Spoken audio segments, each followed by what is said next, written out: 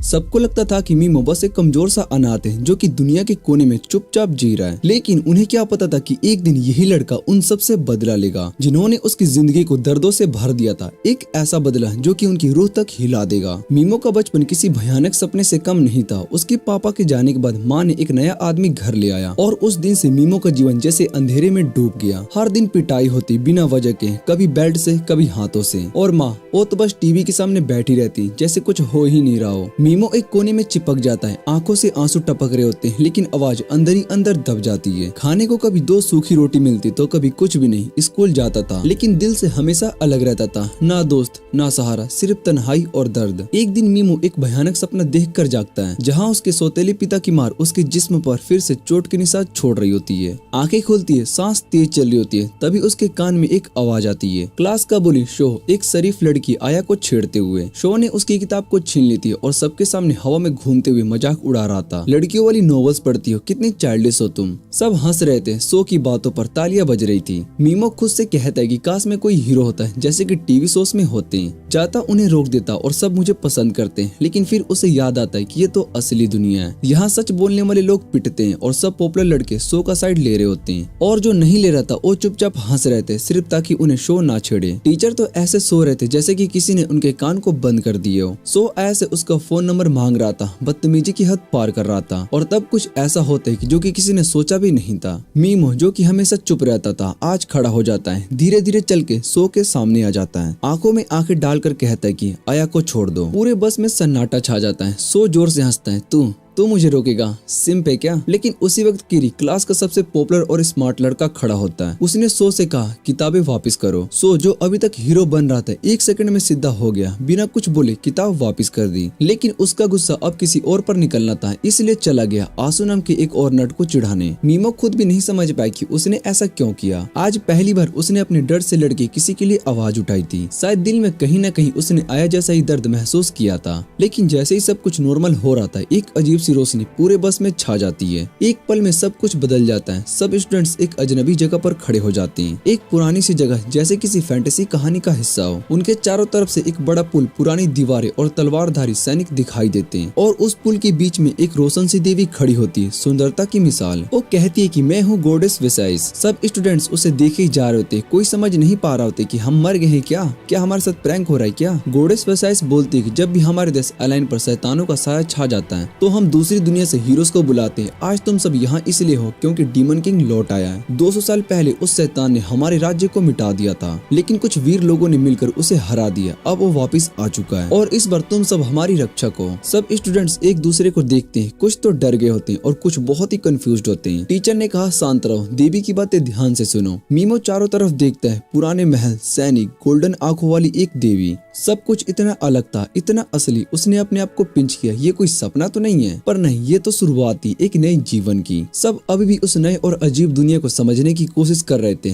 लेकिन तभी किरी, क्लास का सबसे समझदार और कॉन्फिडेंट लड़का, आगे बढ़ता है। उसने सीधा गॉडेस वेसिका से पूछा, अगर हम तुम्हारी मदद ना करें तो। वेसिका हल्का सा मुस्कुराई, लेकिन उसकी आंखों में एक ठंडी सी सच्चाई छुपी हुई थी। तो मैं तुम्हें वापिस से तुम्हारी दुनिया में नहीं भेज पाऊंगी, उसने कहा, जैसे ये बात बहुत ही आम हो। ये सुनकर सब बहुत ही शॉक्ड रह जाते हैं। किरी ने दोबारा से पूछा, क्या वापस जाने का कोई रास्ता नहीं है। गॉडेस ने सिर हिलाया, हाँ, लेकिन उसके लिए तुम्हें एक रिवर्स समनिंग रिचुअल करना होगा, और उस रिचुअल के लिए चाहिए एक स्पेशल टीम, इविल एलिमेंट, जो कि सिर्फ डीमन किंग की मौत के बाद ही मिलता है। इतना सुनकर सबके चेहरे पर टेंशन छा गई थी। सो जो कि हमेशा अपने आप को सबसे बड़ा समझता था, गुस्से में चिल्ला उठता है, तो तुमने हमें यहाँ पर खींच लिया बिना पूछे, तुमने हमें समझा क्या है। लेकिन जैसे ही सब उसके रिएक्शन को देख रहे थे, वेसिका घुटने पर बैठ गई। उसने अपने हाथों को जोड़ते हुए कहा, मैं मानती हूँ कि मैंने तुमसे पूछा नहीं, लेकिन मेरा देश बर्बादी के कगार पर खड़ा है, कृपया करके मेरी मदद करो। उसकी बात में एक ऐसी मजबूरी थी जो कि सबको कुछ पल के लिए शांत कर गई। आया ने हिम्मत करके कहा, पर हम तो सिर्फ नॉर्मल इंसान हैं, तो हम क्या ही कर पाएंगे। वेसिका ने प्यार भरे लेकिन विश्वास से भरे शब्दों से जवाब दिया, तुम सबके अंदर वो ताकत छिपी हुई है जिनका तुम्हें अभी तक कोई ज्ञान नहीं है। सो अभी भी नहीं मान रहा था, उसके लिए सब कुछ एक नाटक था, ये सब बकवास है, उसने कहा। गोडेस ने उसके शक को सीरियस लिया, उसने हाथ उठाया और एक प्रिजनर ऑफ 4 को बुलाया। उसके साथ एक विशाल डीमन डॉग, आंखों में लाल रंग और दांतों से लहू बह रहे थे।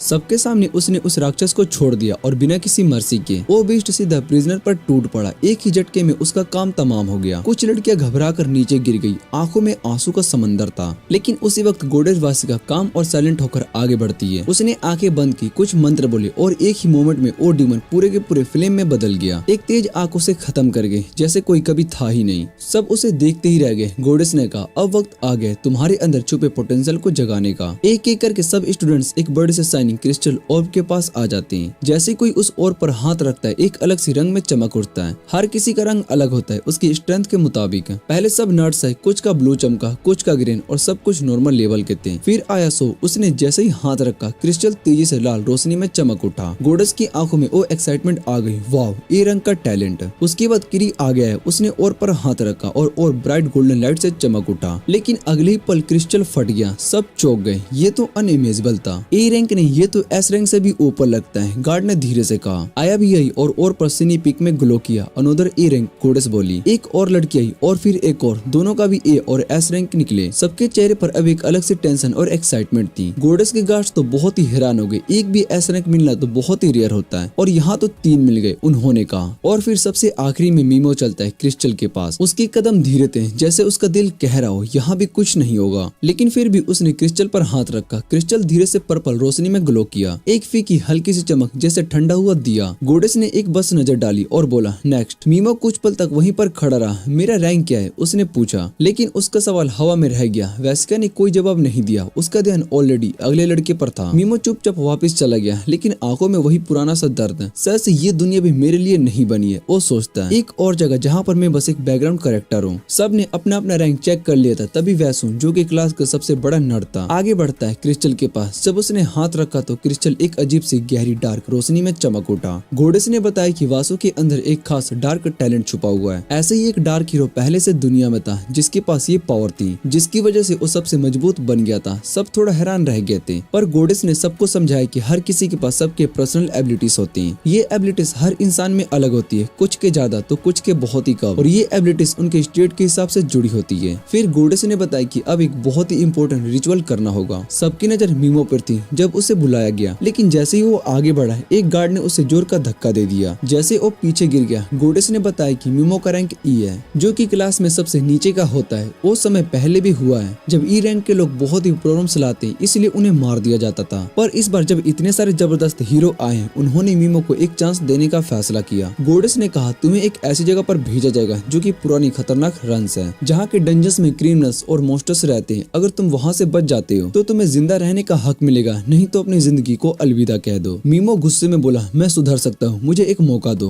गोडेस ने ठंडी आवाज में कहा, तुम फेल हो चुके हो। तुम्हारा फ्रेम इतना कमजोर है कि चाहे जितना भी कोशिश कर लो तुम बेहतर नहीं बन पाओगे। मीमो का गुस्सा बढ़ गया। मैंने कभी यहाँ आने का चुनाव नहीं किया, मुझे जबरदस्ती बुलाया गया और अब मुझे मार दिया जाएगा, क्या ये सही बात है? तभी किरी ने उसके बात को काट दी, तुम सबका वक्त बर्बाद कर रहे हो। लड़कियां थक चुकी है और सब तुम्हारी बात से सहमत है। मीमो झुक गया, हार कर जमीन पर बैठ गया। तभी वासु उसके पास गया। मीमो को याद आया कि जब उसने वासु को बिल्डिंग से बचाया था, लेकिन वासु ने उसे इग्नोर कर दिया। जैसे तुम्हें अपने सीनियर के साथ इज्जत से बात करनी चाहिए, वासु ने कहा। मीमो का दिल टूट गया। उसने सोचा, क्या मैं सच में कभी बेहतर बन पाऊंगा? गोडेस रिचुअल को शुरू करती है और मीमो के सामने एक छोटा सा लीदर बैग फेंका, जो उसका स्पेशल आइटम था, लेकिन वो बिल्कुल बेकार था। आया ने मीमो की तरफ से आवाज उठाई, ये गलत है, तुम ऐसा नहीं कर सकती। लेकिन मीमो इतना परेशान था कि उसने अपना हाथ उठाया और एक पैरालाइज स्पेल गोडेस पर चलाया। गोडेस ने आसानी से उस स्पेल को ब्लॉक कर दिया और मजाक में कहा, तुम्हारे जैसे ई रैंक के लूजर्स को हमेशा सीखना पड़ता है। फिर किरी ने भी अपनी तरफ से एक स्पेल चलाया, जैसे एक बड़ा सा आग का गोला।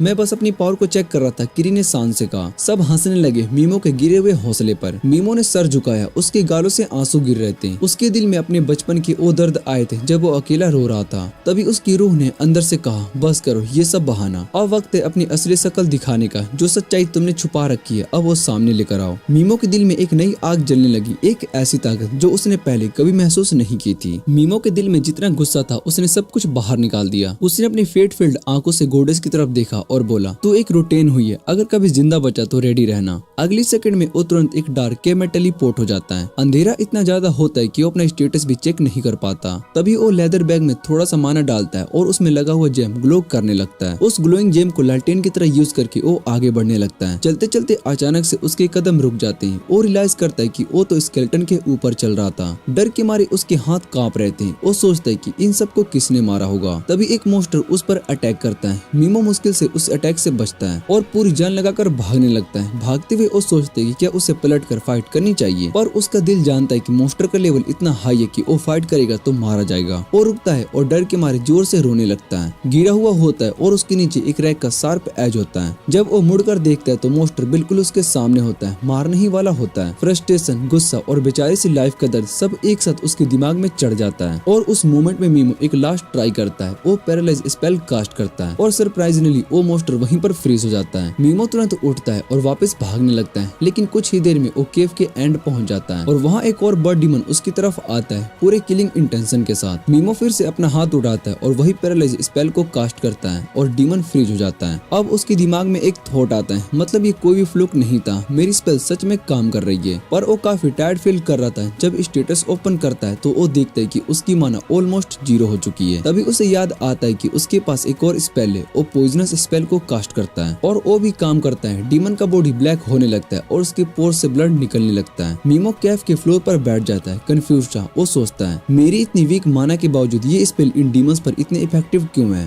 तभी पीछे से कुछ आवाज आती है। वो मुड़कर देखता है और उसके फेस पीले हो जाते हैं। जो उर डीमन उसने पहले पैरालाइज किया था उसका स्पेल टूट चुका होता है और मीमो को किल करने के लिए चार्ज करता है। इस बार मीमो नहीं भागता। उसके अंदर जितना भी दर्द, गुस्सा और दुनिया की लाइफ की नफरत थी सब एक साथ उसकी आंखों में दिखने लगती है। उसका माना 0 होता है पर फिर भी अपने हाथ को राइज करता है और चिल्लाकर बोलता है कि अगर मुझे जिंदा रहना है तो मैं सबको मार कर जीऊंगा। उसके आसपास मल्टीपल मोस्टर इकट्ठा हो जाते हैं। सब उसे डेवलप करने के लिए रेडी होते हैं। मीमो का दिमाग फाइट मोड में चला जाता है। वो सोचता है क्या गेम की तरह बिना माना के भी स्किल को यूज किया जा सकती है, और इस सवाल के साथ उसकी जिंदगी का सबसे बड़ा फाइट स्टार्ट होने वाला होता है। मीमो ने सुना था जो बंदा बिना माना के स्पेल को यूज करता है उसकी डेथ पक्की होती है, लेकिन अब उसके पास ऑप्शन था ही क्या। अगर वो ट्राई नहीं करता तो वैसे भी वो मरने ही वाला था। उसने एक मोस्टर की तरफ देखा और बिना सोचे समझे पैरालाइज स्पेल को कास्ट कर दिया, लेकिन इस बार स्पेल फेल हो गया। मोस्टर ने बिना टाइम वेस्ट किए उस पर अटैक करना स्टार्ट कर दिया। मीमो उसके अटैक को डोज करने की कोशिश करता है, पीछे हटने लगता है, पर वो मोस्टर रुकने का नाम ही नहीं लेता।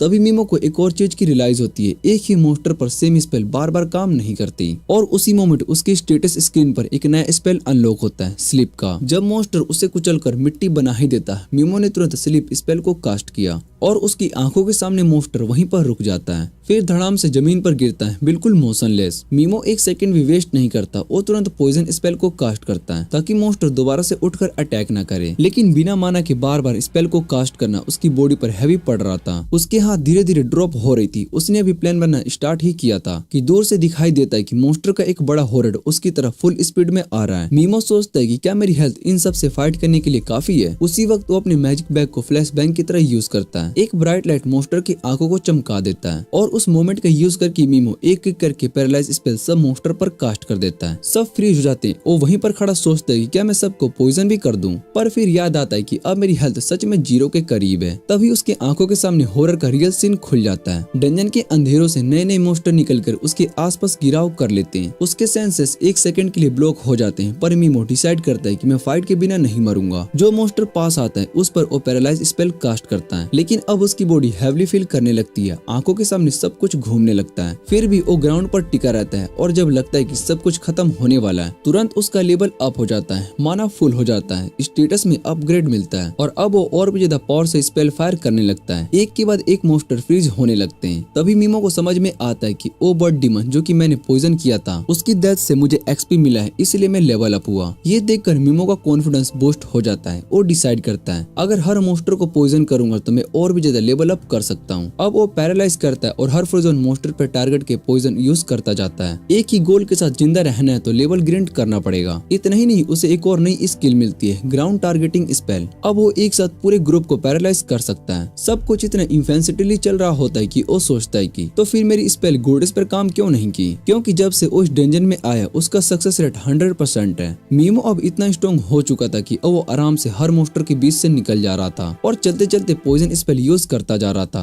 सब मॉन्स्टर एक एक करके गिरने लगते हैं और उसका लेवल फिर से बढ़ गया। वो एक पत्थर पर बैठ गया, चेहरे पर एक हल्की सी स्माइल के साथ सिर्फ एक ही बात कह रहा था, real life Minecraft XP form बन चुकी है ये जगह। उसने अपने स्टेटस स्क्रीन ओपन किया और आंखें खुली की खुली रह गई। लेवल 250 और माना पॉइंट्स इतने ज्यादा थे कि गिन भी नहीं पा रहा था। तभी एक और मॉन्स्टर की डेथ होती है और मीमो फिर से 7 मल्टीपल लेवल्स गेन कर लेता है और डिसाइड करता है कि अब स्लीप स्पेल भी अपग्रेड करने चाहिए। तो जितने भी मॉन्स्टर बचे सब पर स्पेल कास्ट करता है और जैसे ही वो मॉन्स्टर मरते हैं मीमो कुछ ही मिनट में लेवल 500 तक पहुंच जाता है। अब उसके माइंड में एक ही बात होती है, इस लेवल के बाद तो मैं जिंदा ही निकल सकता हूँ। लेकिन फिर भी वो अलर्ट रहता है क्योंकि केव में अभी भी मॉन्स्टर जिंदा है। जब वो खड़ा होता है और मॉन्स्टर की तरफ देखता है तो सब मॉन्स्टर उसके पीछे मुड़कर भागने लगते हैं। मीमो उन सारे एडवेंचरस की बॉडी से कुछ यूजफुल आइटम्स कलेक्ट करता है, एक क्लॉक, कुछ छोटी मोटी चीजें और फिर चलते चलते केव के ऊपर डिपेयर पहाड़ की तरफ बढ़ता है। लेकिन थोड़ी देर के बाद उसे रियलाइज होता है कि मैं तो काफी देर से कुछ भी खाया ही नहीं हूँ। तो उसका पेट जोर जोर से चिल्लाने लगता है। उसे बिल्कुल आइडिया नहीं होता है कि खाना मिलेगा कहाँ से। तभी उसे याद आता है कि वो मॉन्स्टर को जो कि मैंने पहले उन्हें मारे थे, वो मैसर वाली जगह पर लौट कर जाता है और देखते है कि एक मॉन्स्टर जिसमें से पॉइजन स्पेल का इफेक्ट खत्म हो चुका है। मीमो सोर्ड निकालता है और उस मॉन्स्टर की बॉडी से थोड़ा सा मीट कट करने की कोशिश करता है, लेकिन उसकी स्किन इतनी हार्ड होती है कि सोर्ड अंदर नहीं घुस रही होती है। वो थोड़ा डिसअपॉइंटेड होता है, सोचता है क्या सब मॉन्स्टर को मारने के बाद भी मैं भूखा ही मर जाऊंगा। तभी उसकी नजर पड़ती है उसके बैग का जेम वॉरिड पर्पल कलर में ग्लो कर रहा होता है। वो तुरंत उसके पास जाता है और जैसे ही उसे ओपन करता है उसकी आंखों में हैरानी के साथ आंसू भी आ जाते हैं। अंदर जर्की और कोक की बोतल होती है। वो तुरंत कोक उठाकर पीता है, लेकिन इतनी जल्दी में पीता है कि कोक कर जाता है। फिर वो उस जर्की को शांति से चबाना स्टार्ट करता है और सोचता है ये बैग कैसे काम करता है, क्या आगे से भी खाना देता रहेगा। डंजन में आए अब उसे 2 दिन हो चुके होते हैं और अब इतना ज्यादा स्ट्रॉन्ग हो चुका होता है कि बिना हिले पत्थर पर बैठकर स्पेल स्पैम कास्ट करता है और डेडली मॉन्स्टर्स के बड़े से बड़े हॉरिड इजिली हरा देता है। उसके पास इतना माना होता है कि स्पेल कभी भी खत्म नहीं होती। वो आसपास देखता है मैस्कर का से जब सब जगह मॉन्स्टर की लाशें, और तभी उसके माइंड में एक पेनफुल थॉट आता है, मैंने ऐसी क्या गलती की जो कि मेरी लाइफ ऐसी बन गई। उसे याद आता है जब वो छोटा था तो कैसे हर रात ये सोचता था अपनी माँ के बॉयफ्रेंड को मारना ही होगा, क्योंकि अगर वो नहीं मरता तो एक न एक दिन वो भी मीमो को मार देता।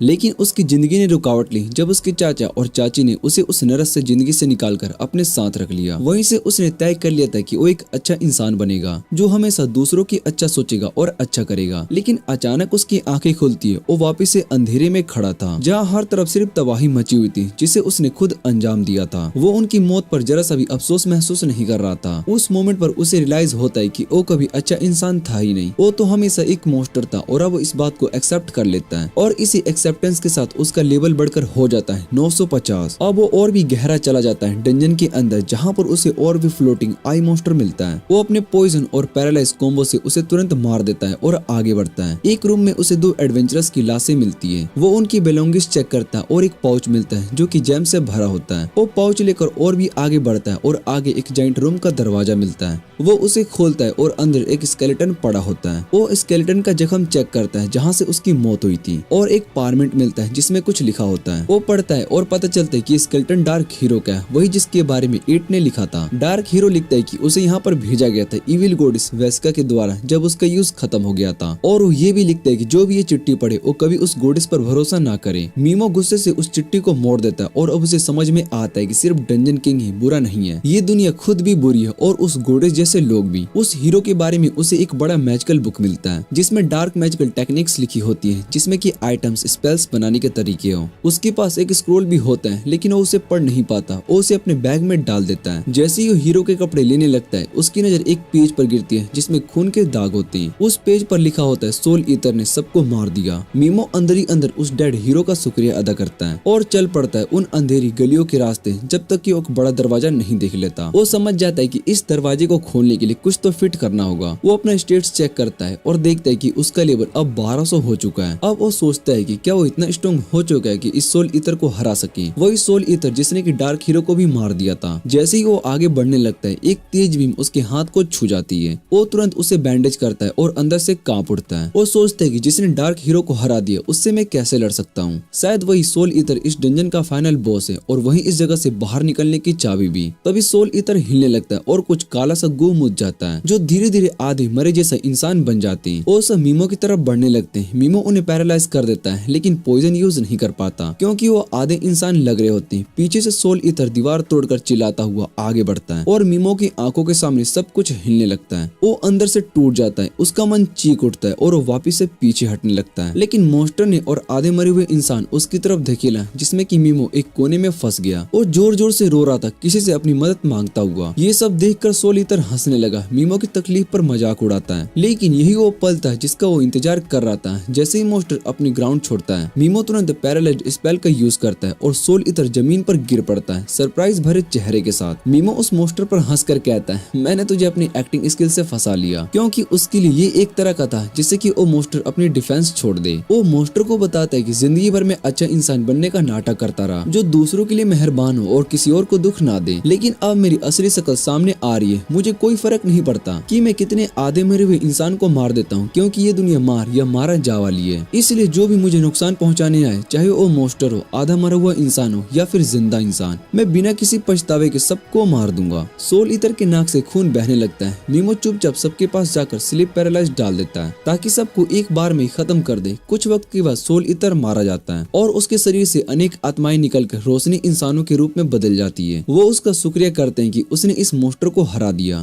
क्योंकि वो उसके अंदर फंसे हुए थे और कोई रास्ता भी नहीं बचा था और ये मॉन्स्टर और भी इंसानों को मार रहा था। तभी डार्क हीरो सामने आता है और कहता है, पहले उस बुरी गोडे से निपट ले। फिर वो गायब हो जाता है। मीमो सोल ईथर के पास से जैम उठाता है और बड़े दरवाजे की तरफ बढ़ता है। वो जेम को दरवाजे में फिट करता है और दरवाजा खुल जाता है। वो सोचता है कि जब मैं उस बदतमीज गोडेस के हाथ लग जाऊंगा तब मैं क्या करूंगा। वहीं रॉयल कैपिटल के बाहर जंगल में मीमो के क्लासमेट्स डीमन हंट कर रहे होते हैं और अपना लेवल बढ़ाने के लिए। सो एक डीमन डॉग के पीछे भागा सोर्ड लेकर। किरी ने एक और मॉन्स्टर को अपनी आग से जला रखा। अपनी ताकतवर स्किल से किरी का लेवल 8 तक पहुंच चुका था और नड वासु, जिसकी पर्सनैलिटी बिल्कुल बदल गई है, अपनी डार्क फ्लेम से मॉन्स्टर को जला रहा था और उसकी चीख सुनकर हंसे जा रहा था। दूर कहीं एक शर्मीली और साफ दिल की लड़की कोबा है जो मॉन्स्टर को मारने में झिझकती है, लेकिन एक बुली लड़का जिसका नाम सोगी है उससे कहता है कि या तो मॉन्स्टर को मार दो या फिर अपनी जान गंवा दे, क्योंकि ये अभी तो उनका पहला टेस्ट है जो कि अभी गोडेस ने दिया है। सोगी कोबा को कंट्रोल में रखती है और कहती है कि जल्दी क्लास टूट जाएगी, अलग अलग ग्रुप्स बनेंगे, क्योंकि यहाँ पर बहुत ही सारे स्वार्थी लोग हैं। आशा नाम की एक लड़की जो कि अपना ग्रुप बनाने की प्लानिंग कर रही थी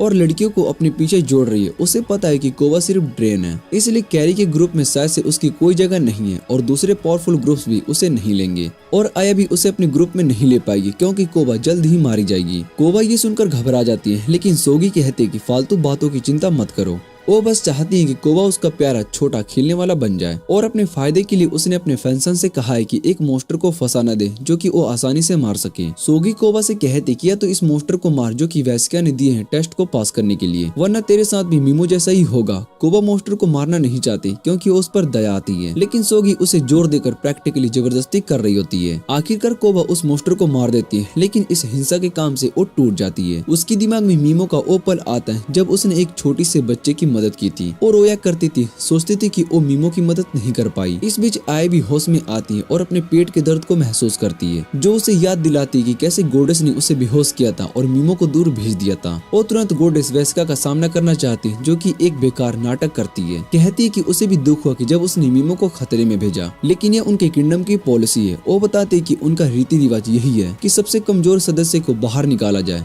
और जब आया सो रही थी तब उसने उस कमजोर लोगों को भी भेज दिया था जो कि एक भी डीमन को नहीं मार पाया था। आया इस वक्त घोड़े से सच में नफरत करती है और कहती कि उनका ये तरीका गलत है। वेस्का बस हंसकर कहती है कि हर किसी का अपना ओपिनियन होता है, लेकिन इसका मतलब ये नहीं है कि मैं सबको मानूंगी। आया फिर सजेस्ट करते कि ऐसा रैंक हीरो होने के नाते वो पूरी मेहनत करेगी और उन लोगों के लिए कवर करेगी जो कि अच्छा परफॉर्म नहीं कर पाते। वो चाहती कि वेस्का उन्हें बाहर ना निकाले। वेस्का उसकी बात मान लेती है और आया से हाथ मिलाने को कहती है ताकि वो पुरानी बातें भुलाकर नए तरीके से अपना रास्ता शुरू कर सके, दूर बुरी बन के। अंदर की डार्क जंगल में एक औरत भाग रही है। कुछ बदतमीज बैंडिट्स उसके पीछे पड़े हैं, लेकिन वो ज्यादा सावधान नहीं है और आसानी से अपने पीछे निशान छोड़ जाती है। बैंडिट सोचते कि वो जितनी चाहे भाग ले, आखिर में वो उसे घेर कर मार ही देंगे। मीमो अब ये भी रन से बाहर आया। वो अपनी स्टेट्स को चेक करता है और देखता है कि उसका माना 59,000 से ऊपर है, लेकिन अभी भी वो अपनी स्किल के बारे में जानना चाहता है। उसे पता चलता है कि वो पैरालाइज स्किल को अपने टारगेट के कुछ खास हिस्सों पर ही लगा सकता है। सिर्फ पूरे शरीर पर नहीं, वो अपनी पॉइजन स्किल को इतना कमजोर भी कर सकता है कि वो जानलेवा ना रहे। वो सोचता है कि वो जैसे ही कुछ डीमन से मिलेगा वो ये नई स्किल को टेस्ट करेगा। लेकिन जब वो आगे बढ़ता है तो उसे पेड़ों के पीछे से कुछ छोटे छोटे चीखने की आवाजें सुनाई देती है। मीमो जंगल के अंदर आगे बढ़ रहा होता है, तभी उसकी नजर कुछ स्लाइम्स पर पड़ती है जो कि मिलकर एक छोटी स्लाइम को तंग कर रहे होते हैं। उस छोटी स्लाइम को देखकर मीमो को बहुत ही बुरा लगता है, उस पर दया आती है। लेकिन छोटी स्लाइम किसी कमजोर बच्चे की तरह छुप कर रहने की वजह उस बड़े स्लाइम से लड़ रही होती है। ये देखकर मीमो समझ जाता है कि अब उसके लिए नई स्किल को टेस्ट करने का समय आ चुका है। वो बिना वक्त गवाए अपनी पैरालाइज स्किल का यूज करता है और सभी बुली स्लाइम्स को एक ही जगह पर रोक देता है। उसके बाद वो नॉन लीथल पॉइजन का यूज करके उन स्लाइम्स को जख्मी करता है, लेकिन उसकी जान नहीं लेता। फिर वो उन सब पर पॉइजन और पैरालाइज दोनों हटा देता है, जिससे कि वो सब डर के मारे भाग जाते हैं। उसके बाद मीमो उस छोटी स्लाइम की तरफ देखकर कहता है कि तुमने हिम्मत दिखाई, तुमने बहुत ही अच्छे से लड़ाई की। वो कहता है कि अब वो उस पर से पैरालाइज स्किल हटा रहा है, लेकिन उसे प्रॉमिस करे कि वो उस पर अटैक नहीं करेगी। जैसे ही मीमो स्किल हटाता है वो छोटी स्लाइम उसका पीछा करना शुरू कर देती है। मीमो सोचता है कि शायद ये स्लाइम भी उसी की तरह एक अकेली है और अनजानी दुनिया से अलग की गई सोल है, इसलिए वो डिसाइड करता है कि वो इस छोटी स्लाइम को अपना बनाएगा। वो स्लाइम को अपनी हुडी के अंदर रख लेता है ताकि वो उसे पीछे की तरफ नजर रख सके और किसी डेंजर का सिग्नल दे सके।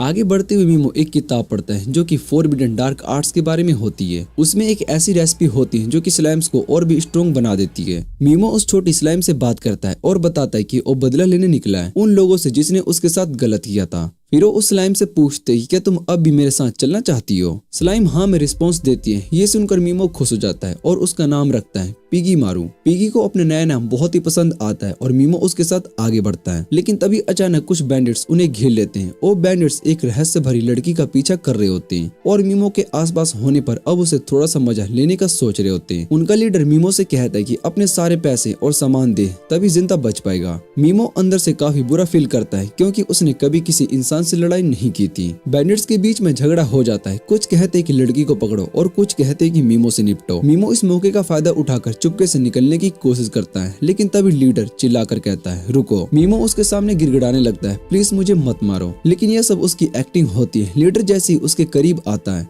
मीमो तुरंत उस पर पैरालाइज स्किल का यूज करता है। फिर मीमो गुस्से में उन बैंडिट्स को देखता है और कहता है तुम सब घटिया हो, तुम्हारे इरादे उन रंस के मॉन्स्टर से भी बहुत ही खतरनाक है। पिगी भी गुस्से में आता है और मीमो से कहता है ऐसे लोगों को मारना मेरे लिए पाप नहीं होगा, बल्कि मैं खुश रहूंगा कि मैंने धरती के बोझ को कम कर दिया। वो पॉइजन स्पेल का यूज करता है और सभी बैंडिट्स वहाँ पर मर जाते हैं। लेकिन तभी मीमो को एक और प्रेजेंस का एहसास होता है। वो वही लड़की होती है जिसके पीछे बैंडिट्स थे। उस लड़की ने अपने ट्राइब की खास टेक्निक का यूज करके उस स्पिरिचुअल आर्मन को समन कर लिया होता है जो कि उसे प्रोटेक्ट कर रहा होता है। उस लड़की को मीमो की प्रेजेंस महसूस हो जाती है। वो समझ जाती है कि कोई पावरफुल इंसान उसके आसपास है, लेकिन उसे ये नहीं समझ में आता है कि वो इंसान दुश्मन है या फिर दोस्त। वो कोई रिस्क लेना नहीं चाहती थी, इसलिए अपनी तलवार से एक झाड़ी को काट डालती है जहाँ पिगी छुपा हुआ होता है। तभी मीमो चुपके से उसके पीछे आ जाता है और उसे पैरालाइज कर देता है। लड़की थोड़ी हिचकिचाकर पूछती तुम कौन हो, क्या चाहते हो। मीमो शांत लहजे में कहता है कि मैं ये जगह पहली बार आया हूँ, मुझे कुछ नहीं पता, बस थोड़ा सा इन्फॉर्मेशन चाहिए।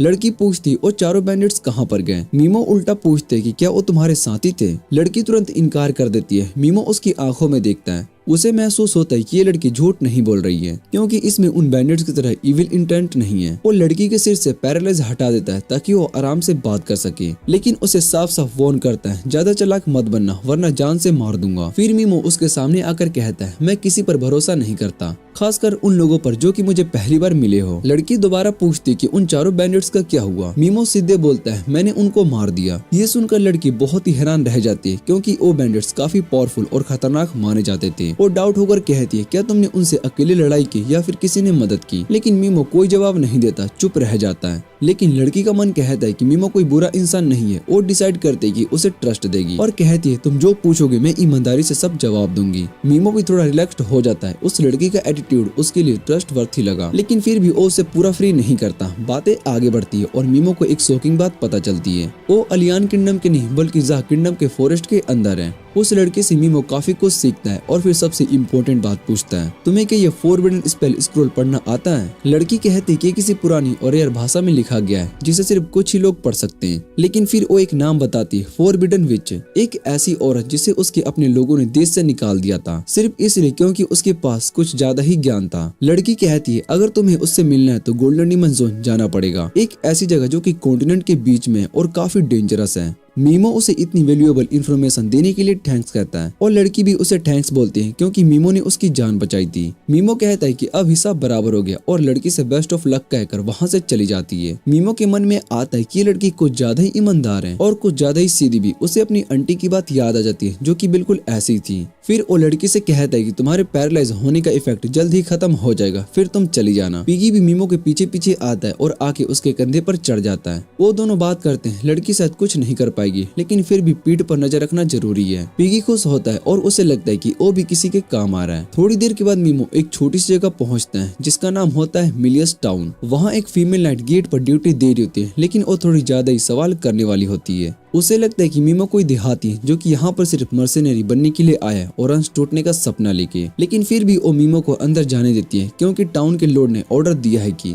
जितने भी मर्सेनरीज रंस को एक्सप्लोर करने के लिए आए उन्हें अंदर जाने दिया जाए। मीमो उसे थैंक्स बोलता है और सोचता है यहाँ पर सिक्योरिटी को तो बहुत ही लूज है, ना कोई बैग चेक करा ना कोई आईडी मांगी, लेकिन मेरे लिए तो ये अच्छा ही है। फिर वो एक इन में जाता है जहाँ पर एक चिड़चिड़ा बुढ़ा उसका वेलकम करता है। शुरू में वो मीमो से अच्छा व्यवहार नहीं करता है लेकिन जैसे ही मीमो उसे एक सिल्वर कॉइन दिखाता है बूढ़ा तुरंत बदल जाता है जैसे कोई वेटर बन गया हो। वो मीमो से उसका नाम पूछता है और मीमो झूठ बोलता है कि आज से मेरा नाम हैटी है। रात को रहने के लिए वो वहीं पर रूम ले लेता है। फिर थोड़ा वॉक पर निकलता है टाउन के आसपास देखने के लिए। वो देखते है कि ये जगह काफी शांत है, हालांकि यहाँ पर काफी बाहर के लोग मर्सेनरीज आए हुए हैं। शॉप्स भी प्रॉपर बनी हुई है और एक एडवेंचरर गिल्ड भी होता है जैसे किसी प्रॉपर फैंटेसी वर्ल्ड में होता है। मीमो हर जगह से थोड़ा थोड़ा इन्फो कलेक्ट करता है और वापस इन में जाकर डिनर ऑर्डर करता है। खाना उसके टेस्ट का नहीं होता लेकिन फिर भी वो एक्टिंग करता है कि सब कुछ टेस्टी है, जैसे मजेदार हो, ताकि लोग उस पर शक न करें। उसके पास वैसे भी एक काम होता है, वो अपने सार्स ईयर से उस टेबल ड्रंक लोगों की बातें सुनता है। वो लोग कॉन्टिनेंट के सबसे पावरफुल नाइट ऑर्डर्स के बारे में डिस्कशन कर रहे होते हैं।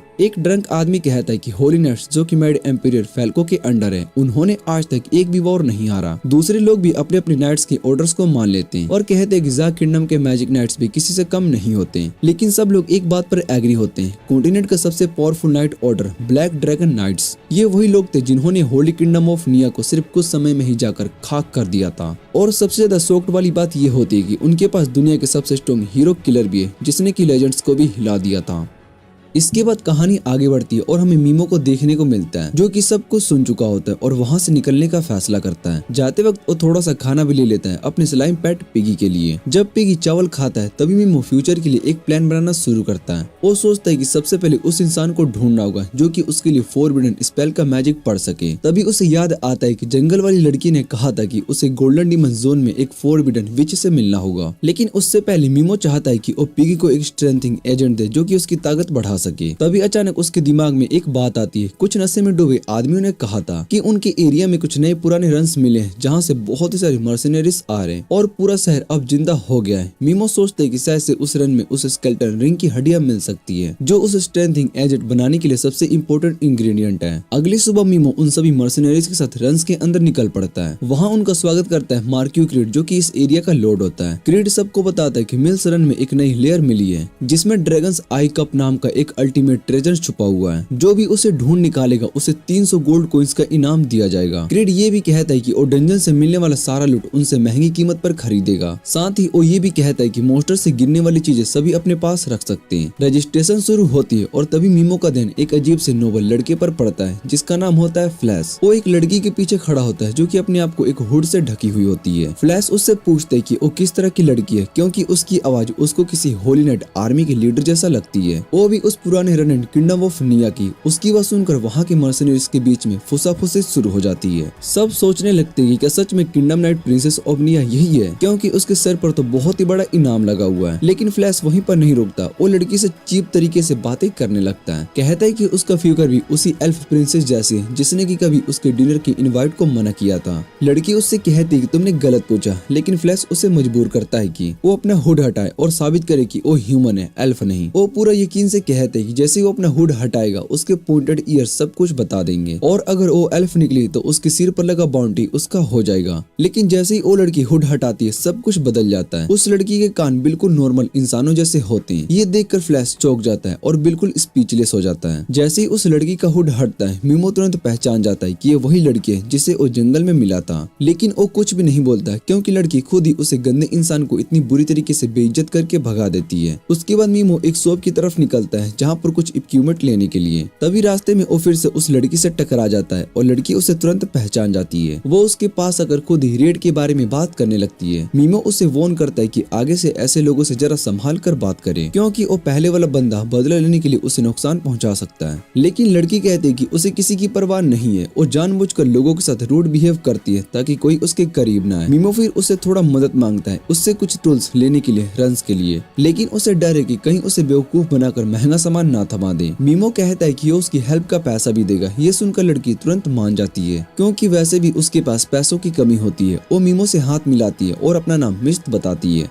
मीमो तुरंत समझ जाता है कि ये नाम झूठा है, इसलिए वो खुद का नाम हैटी बताता है और कहता है कि उसकी भी कुछ पर्सनल परिस्थितियां हैं, इसलिए वो भी अपना असली नाम छुपा रहा है। मिस्ट मीमो की हेल्प करती है अच्छा इक्विपमेंट लेने में और मीमो उसकी हेल्प करने के बदले में 3 सिल्वर कॉइन देता है, जो कि उस लड़की की उम्मीद से बहुत ही ज्यादा होते हैं। वो उसे थैंक यू बोलती है और जाने लगती है, लेकिन अचानक वो बीच रास्ते में बेहोश हो जाती है। मीमो उसे पकड़ता है और देखने लगता है। उसकी आंखों के नीचे बड़े गहरे डार्क सर्कल्स बने हुए होते हैं। मिस्ट कहती है कि वो ठीक है, उसे बस थोड़ा सा रेस्ट चाहिए। अगले दिन वो बिना कुछ बोले क्वाइटली चली जाती है। फिर मीमो मिल्स रन्स के अंदर घुसता है। वहाँ उसे कुछ मर्सनरीज भागते हुए मिलते हैं। उनका पीछा कर रहा होता है एक डीमन काल्फ। ये वही अर्थ मॉन्स्टर का छोटा वर्जन होता है जिसे मीमो पहले वाले रन्स में लड़ चुका होता है। मीमो बिना घबराए पहले उसे पैरालाइज करता है और फिर उसके अंदर पॉइजन छोड़ता है और एक ही छोटी सी सोड की स्टेप से उसका काम तमाम हो जाता है। वहीं दूसरी तरफ कुछ मर्सनरीज अपने सीनियर को बुलाते हैं, लेकिन तब तक डीमन ऑलरेडी गिर चुका होता है। वो सब बहुत ही शॉक्ड होते हैं कि कोई एक बंदा सिर्फ शॉर्ट से ऐसे पावरफुल डीमन को मार गया। लेकिन मीमो बिना रुके बिना कुछ बोले रन्स के अंदर और आगे बढ़ता जाता है। रास्ते में उसके कान से एक आवाज पड़ती है और वही गद्दा इंसान फ्लैश होता है, जो अब और 2 मर्सनरी के साथ मिलकर मिस्ट को मारने का प्लान बना रहा होता है। वो कहता है कि वो उसे जिंदा नहीं छोड़ सकता, जिसने कि उसे सबके सामने नीचा दिखाया है। वो उसे पहले टॉर्चर करेगा, फिर मारकर उसकी लाश डीमन को खिला देगा। मीमो ये सब सुनकर अंदर से गुस्से से भर जाता है। उसे लगता है कि इस दुनिया की गंदगी को खत्म करना जरूरी है। वो चुप रहने की जगह सामने आ जाता है और फ्लैश के सामने खुद को दिखाता है। फ्लैश और उसके लोग तुरंत तलवार निकाल लेते हैं, तैयार हो जाते हैं मीमो को खत्म करने के लिए। लेकिन मीमो पहले से एक टेस्ट करता है। वो माफी मांगता है और कहता है कि उसने कुछ भी नहीं सुना, वो सब भूल जाएगा। लेकिन फ्लैश झूठ बोलता है। उसका प्लान होता है मीमो को जिंदा नहीं छोड़ना। जैसे ही वो अटैक करता है, मीमो तुरंत तीनों को पैरालाइज कर देता है। फ्लैश और उसके दोनों गुंस वहाँ से जाकर जम जाते हैं। जब तीनों गुंस पैरालाइज हो जाते हैं, मीमो उसके अंदर जहर डाल देता है और अजीब सी सुकून भरी फीलिंग आती है, जैसे दुनिया से गंदी सोच को मिटाना एक तरह का साफ सफाई हो। फ्लैश चीख कर चिल्लाता है कि मैं बदला लूंगा, लेकिन मीमो सिर्फ हल्की सी मुस्कान के साथ वहाँ से निकल जाता है। वो उन्हें जिंदा इसलिए छोड़ रहा था क्योंकि कुछ पावरफुल डीमंस उनकी तरफ आ रहे थे और जैसे डीमंस उन तक पहुँचते हैं, वो तीनों जमीन पर पड़े हिल न सकने वाले लोगों को खा जाते हैं। मीमो बिना किसी गिल्ट के और हल्का फील करते हुए रन्स के और गहरे हिस्से में बढ़ जाता है। थोड़ा आगे जाकर वो एक छोटी सी नैप लेने का फैसला करता है। तब पिगी जागकर उसका गार्ड बन जाता है। कुछ देर के बाद मीमो उठता है और फिर आगे बढ़ने लगता है। हर मोड़ पर मॉन्स्टर्स उसके नीचे गिरे जा रहे होते हैं। उसका सफर मॉन्स्टर की लाशों से भरा जा रहा होता है। इस डिस्ट्रक्शन के बीच एक experienced adventure party sabretooth tiger उसे घेर लेती है। उनकी लीडर लिली और वॉइस कमांडर फोर्स कहते हैं कि उन्हें समझ में आया ही नहीं कि ये मॉन्स्टर्स मारा किसने। उनका शक होता है कि कोई तो बहुत ही पावरफुल एनिमी अंदर छुपा हुआ है, इसीलिए वो सरफेस पर लौटने का सोच रहे होते हैं सेफ्टी के लिए। लेकिन वो मीमो को सिर्फ रोकते हैं इतना पूछने के लिए क्या उनके साथ बाहर चलना चाहेगा। मीमो उनका शुक्रिया करता है, लेकिन कहता है कि वो अकेला ही जाएगा। उसके दिमाग में एक प्लान होता है कि अगर वो और ज्यादा डीमंस को मारता जाएगा और उनकी लाशें हर जगह छोड़ता रहेगा तो मर्सिनरीज डर के मारे रन्स छोड़कर चले जाएंगे और उसे पूरा काम आसान हो जाएगा। ऐसे ही सोचते हुए मीमो एक बड़े रूम में पहुंचता है, जहाँ पर एक पेडेस्टल डीमन को आई कप रखा होता है। उसके पीछे एक बड़ा सा ड्रैगन का स्टैचू भी होता है। मीमो एनिमी देख कर इतना समझ जाता है कि अगर वो कप टूटेगा तो वो ड्रैगन स्टैचू जिंदा हो जाएगा, इसलिए वो पहले स्टैचू पर पैरालाइज और पॉइजन कास्ट कर देता है और बिना कोई डैमेज के कप उठाता है और मॉन्स्टर पर मार चुका होता है। लेकिन जैसे ही वो मुड़ता है, वो देखता है मिस्ट वहाँ पर खड़ी होती है। मिस्ट थोड़ी सी शॉक होती है, तुम मुझसे पहले कैसे पहुँच गए? वो कहती है सिर्फ कुछ ही घंटे की नींद ने मेरा बड़ा इनाम छीन लिया। लेकिन उसे तब और भी ज्यादा हैरानी होती जब मीमो बिना कुछ कहे कप उसके हाथ में दे देता है। मिस्ट उससे पूछती कि मैं इसके बदले में क्या दूं? ये तो 300 गोल्ड कॉइन का रिवॉर्ड है। मीमो हल्का सा मुस्कुराता है और कहता है रख लीजिए। मेरा ये जो चेहरा है ना, वो ज्यादा ही भोला और असरदार हो जाता है जब कोई खूबसूरत लड़की सामने हो। मिस्ट हैरान हो जाती है, उसकी सेल्फ रिस्पेक्ट उसे फ्री में कुछ लेने नहीं देती। लेकिन मीमो बार बार कहता है मुझे ना कप चाहिए और ना ही पैसा। वो प्लेटफॉर्म के बटन के साथ थोड़ा सा खेलता है और एक सीक्रेट पैसेज खुल जाता है जो कि और भी गहरे फ्लोर तक जाता है। मीमो कहता है जो मुझे चाहिए वो तो अंदर छुपा है, ये कब सिर्फ एक बहाना था अंदर आने का। मिस्ट कुछ सोचती है और कहती है मैं तुम्हारी बॉडीगार्ड बन जाऊंगी, अगले फ्लोर तक कब का बदला मैं इसी तरीके से चुकाऊंगी। वो कहती है कि मुझे लगता है कि मैं तुम्हारे काम आ सकती हूँ। मीमो थोड़ा रुक कर सोचता है और फिर हाँ कर देता है, लेकिन दो कंडीशन रखता है। पहली बात, तुम मेरे पर्सनल कामों में टांग नहीं अड़ाओगी। दूसरी, मैं गारंटी नहीं दे सकता हूँ कि हम लोग रन से ज्यादा जल्दी बाहर निकल पाएंगे। मिस्ट तुरंत हाँ कह देती है और कसम खाती है कि अपनी जान भी देकर उसकी रक्षा करेगी। जल्दी उन्हें एक अजीब सा प्लांट मॉन्स्टर मिलता है जिनके सुनहरे आंखें और फोग होते हैं। मिस्ट अपनी स्वॉर्ड स्किल से उस मॉन्स्टर को आसानी से हरा देती है। मीमो उसकी तारीफ करता है और फिर गोल्डन आई डीमन के बारे में पूछता है। मिस्ट बताती है कि गोल्डन आई डीमन के पास बहुत ही ज्यादा एक्सपीरियंस पॉइंट्स होते हैं और ये दूसरी दुनिया के हीरोज को जल्दी लेवल अप करने में मदद करते हैं। वो ये भी समझाती है कि दूसरी दुनिया के हीरोज इंसानों को मार के एक्सपीरियंस नहीं ले सकते, इसलिए उन्हें डीमंस ही मारते रहना पड़ता है लेवल बढ़ाने के लिए। मिस्ट ये भी बताती है कि डीमन किंग एक स्पेशल मैजिक एलिमेंट की वजह से ही है। आम क्रिएचर्स और डीमन गोल्डन आई वॉरियंट बन जाते हैं, जिससे कि वो और भी ज्यादा पावरफुल और खतरनाक हो जाते हैं। ये सुनकर मीमो को किरी जो कि गोल्डन हीरो याद आता है। उसे अजीब सा एहसास होता है कि शायद उसकी ताकत का कुछ रिश्ता इस सब से है। जल्दी वो दोनों एक रेस्टिंग जोन पर पहुंचते हैं जहां मिस्ट महसूस करती है कि कोई मॉन्स्टर पास है। मीमो समझ जाता है कि वो पिगी होगा, इसलिए वो अपनी स्लाइम को बाहर लाता है, मिस्ट से मिलवाता है। दोनों तुरंत दोस्त बन जाते हैं और फिर मीमो मिस्ट को थोड़ी देर के लिए आराम करने के लिए कहता है क्योंकि उसे बहुत ही जरूरत थी। मिस्ट थोड़ी अनिचुक होकर बिस्तर पर लेट जाती है, तभी पिगी उसके सामने नाचने लगता है। मिस्ट उस बात पर ध्यान देता है और इस मौके का फायदा उठाकर मीमो अपनी स्किल से उसे सुला देता है। मीमो हैरान रह जाता है क्योंकि मिस्ट अचानक उठी और अपनी असली रूप में वापस आ गई, एक एल्फ थी। मीमो हमेशा शक करता था पर अब उसे पूरा यकीन हो गया कि मिस्ट असल में सरास है, होली किंगडम ऑफ निया की प्रिंसेस नाइट। दूर एक जंगल में जहाँ मीमो ने 4 बैंडिट्स को मारा था जो कि मिस्ट का पीछा कर रहे थे।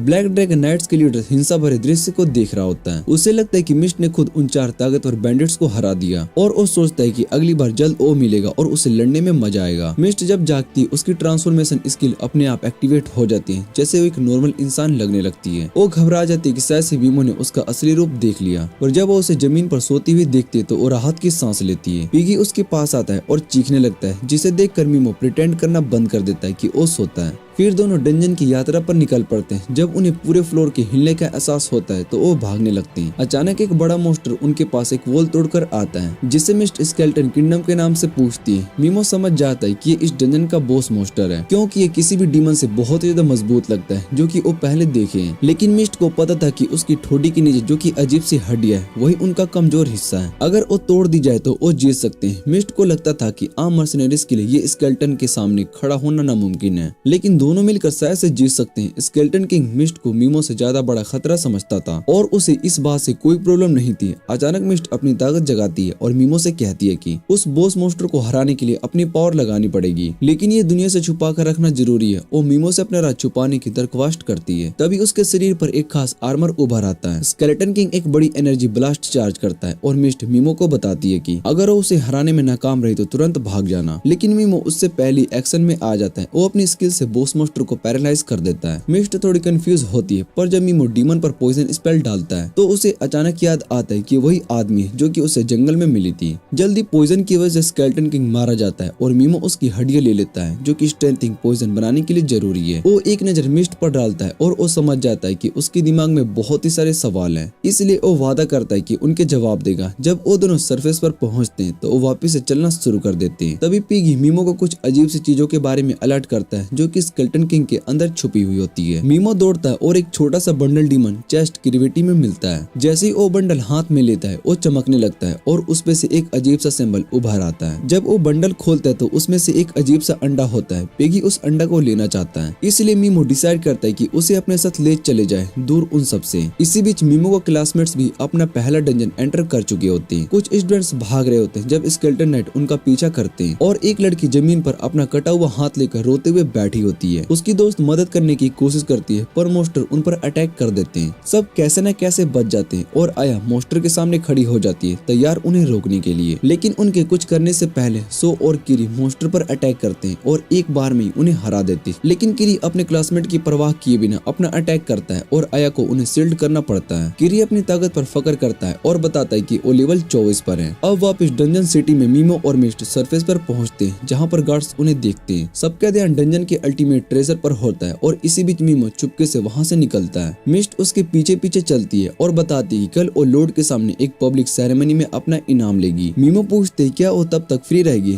जब मिस्ट हाँ करती है तो वो कहता है कि रात को उसके कमरे पर आना, कुछ बातें जो कि वो समझाती है, पर जाते वक्त उसके हाथ को पकड़कर थैंक्स बोलता है कब के लिए। रात को मीमो स्ट्रेंथनिंग एजेंट बना रहा होता है, तभी मिस्ट उसके दरवाजे पर आती है। मीमो उससे कहता है कि वो चाहता है कि मिस्ट उसकी जर्नी में एस्कॉर्ट करे। वो कहता है कि कब का इनाम तो उसके पास है, पर फिर भी वो उसे अपना साथी बनाना चाहता है। ये बात करके वो मिस्ट को अपना उधार महसूस करवाना चाहता है, हालांकि उसे ये तरीका पसंद नहीं। मीमो उसे एक मैप दिखाता है और बताता है कि वो कॉन्टिनेंट के बीच में एक गोल्डन डीमन जोन जहाँ फॉरबिडन विच से मिलना चाहता है। वहाँ बहुत ही पावरफुल मॉन्स्टर्स है, इसलिए उसे एक स्किल्ड साथी चाहिए जो कि उसके साथ लड़ सके। और मिस्ट ही वो इंसान है जिसे कि वो पूरा भरोसा करता है। मिस्ट थोड़ी डर रही होती है, पर मीमो कहता है कि वो सच समझने का फैसला कर सकती है। फिर अचानक मीमो उसका असली नाम सिर से पुकारता है और मिस्ट बिना सोचे समझे जवाब दे देती है। तब उसे एहसास होता है कि वो थोड़ा चालाक बन गया। मीमो माफी मांगता है, पर बताता है कि उसने अपनी स्किल से मिस्ट को डंजन में नींद में डाल दिया था, इसलिए वो उसका राज जानता है। वो कहता है कि वो मिस्ट को अपने सबसे कीमती एसेट मानता है, इसलिए कभी उसे नहीं छुपाएगा। मीमो जानता था कि मिस्ट के लिए उसके साथ सफर में सबसे बड़ा डर राज था, पर अब वो सबके सामने आ चुका है। मिस्ट भी अपने राज छुपाना बंद कर देती है और कहती है कि वो अपनी असली रूप स्पिरिट्स की मदद से छुपा सकती है, पर स्पिरिट्स को अपनी ताकत वापस लेने के लिए उसे सोना पड़ता है, इसलिए वो अपनी असली रूप में वापस आती है। उस वक्त वो अपना असली रूप मीमो को दिखाती है और कहती है कि अब वो उस पर भरोसा करती है। मीमो भी अपना असली नाम बता देता है ताकि वो दोनों बराबर हो जाए। मिस्ट हाँ कर देती है कि वो उसकी एस्कॉर्ट बनेगी। मीमो उसे पहले डंजन में मिला एक नीला क्रिस्टल देता है उसकी पेमेंट के रूप में। मिस्ट उस क्रिस्टल को देखकर हिल जाती है, क्योंकि वो क्रिस्टल असल में एक रेयर आइटम है जिसे ब्लू ड्रैगन स्टोन कहते हैं, जो कि मार्केट में अब नहीं मिलता। बस ये एक टुकड़ा है उसके कप के इनाम से ज्यादा कीमती था।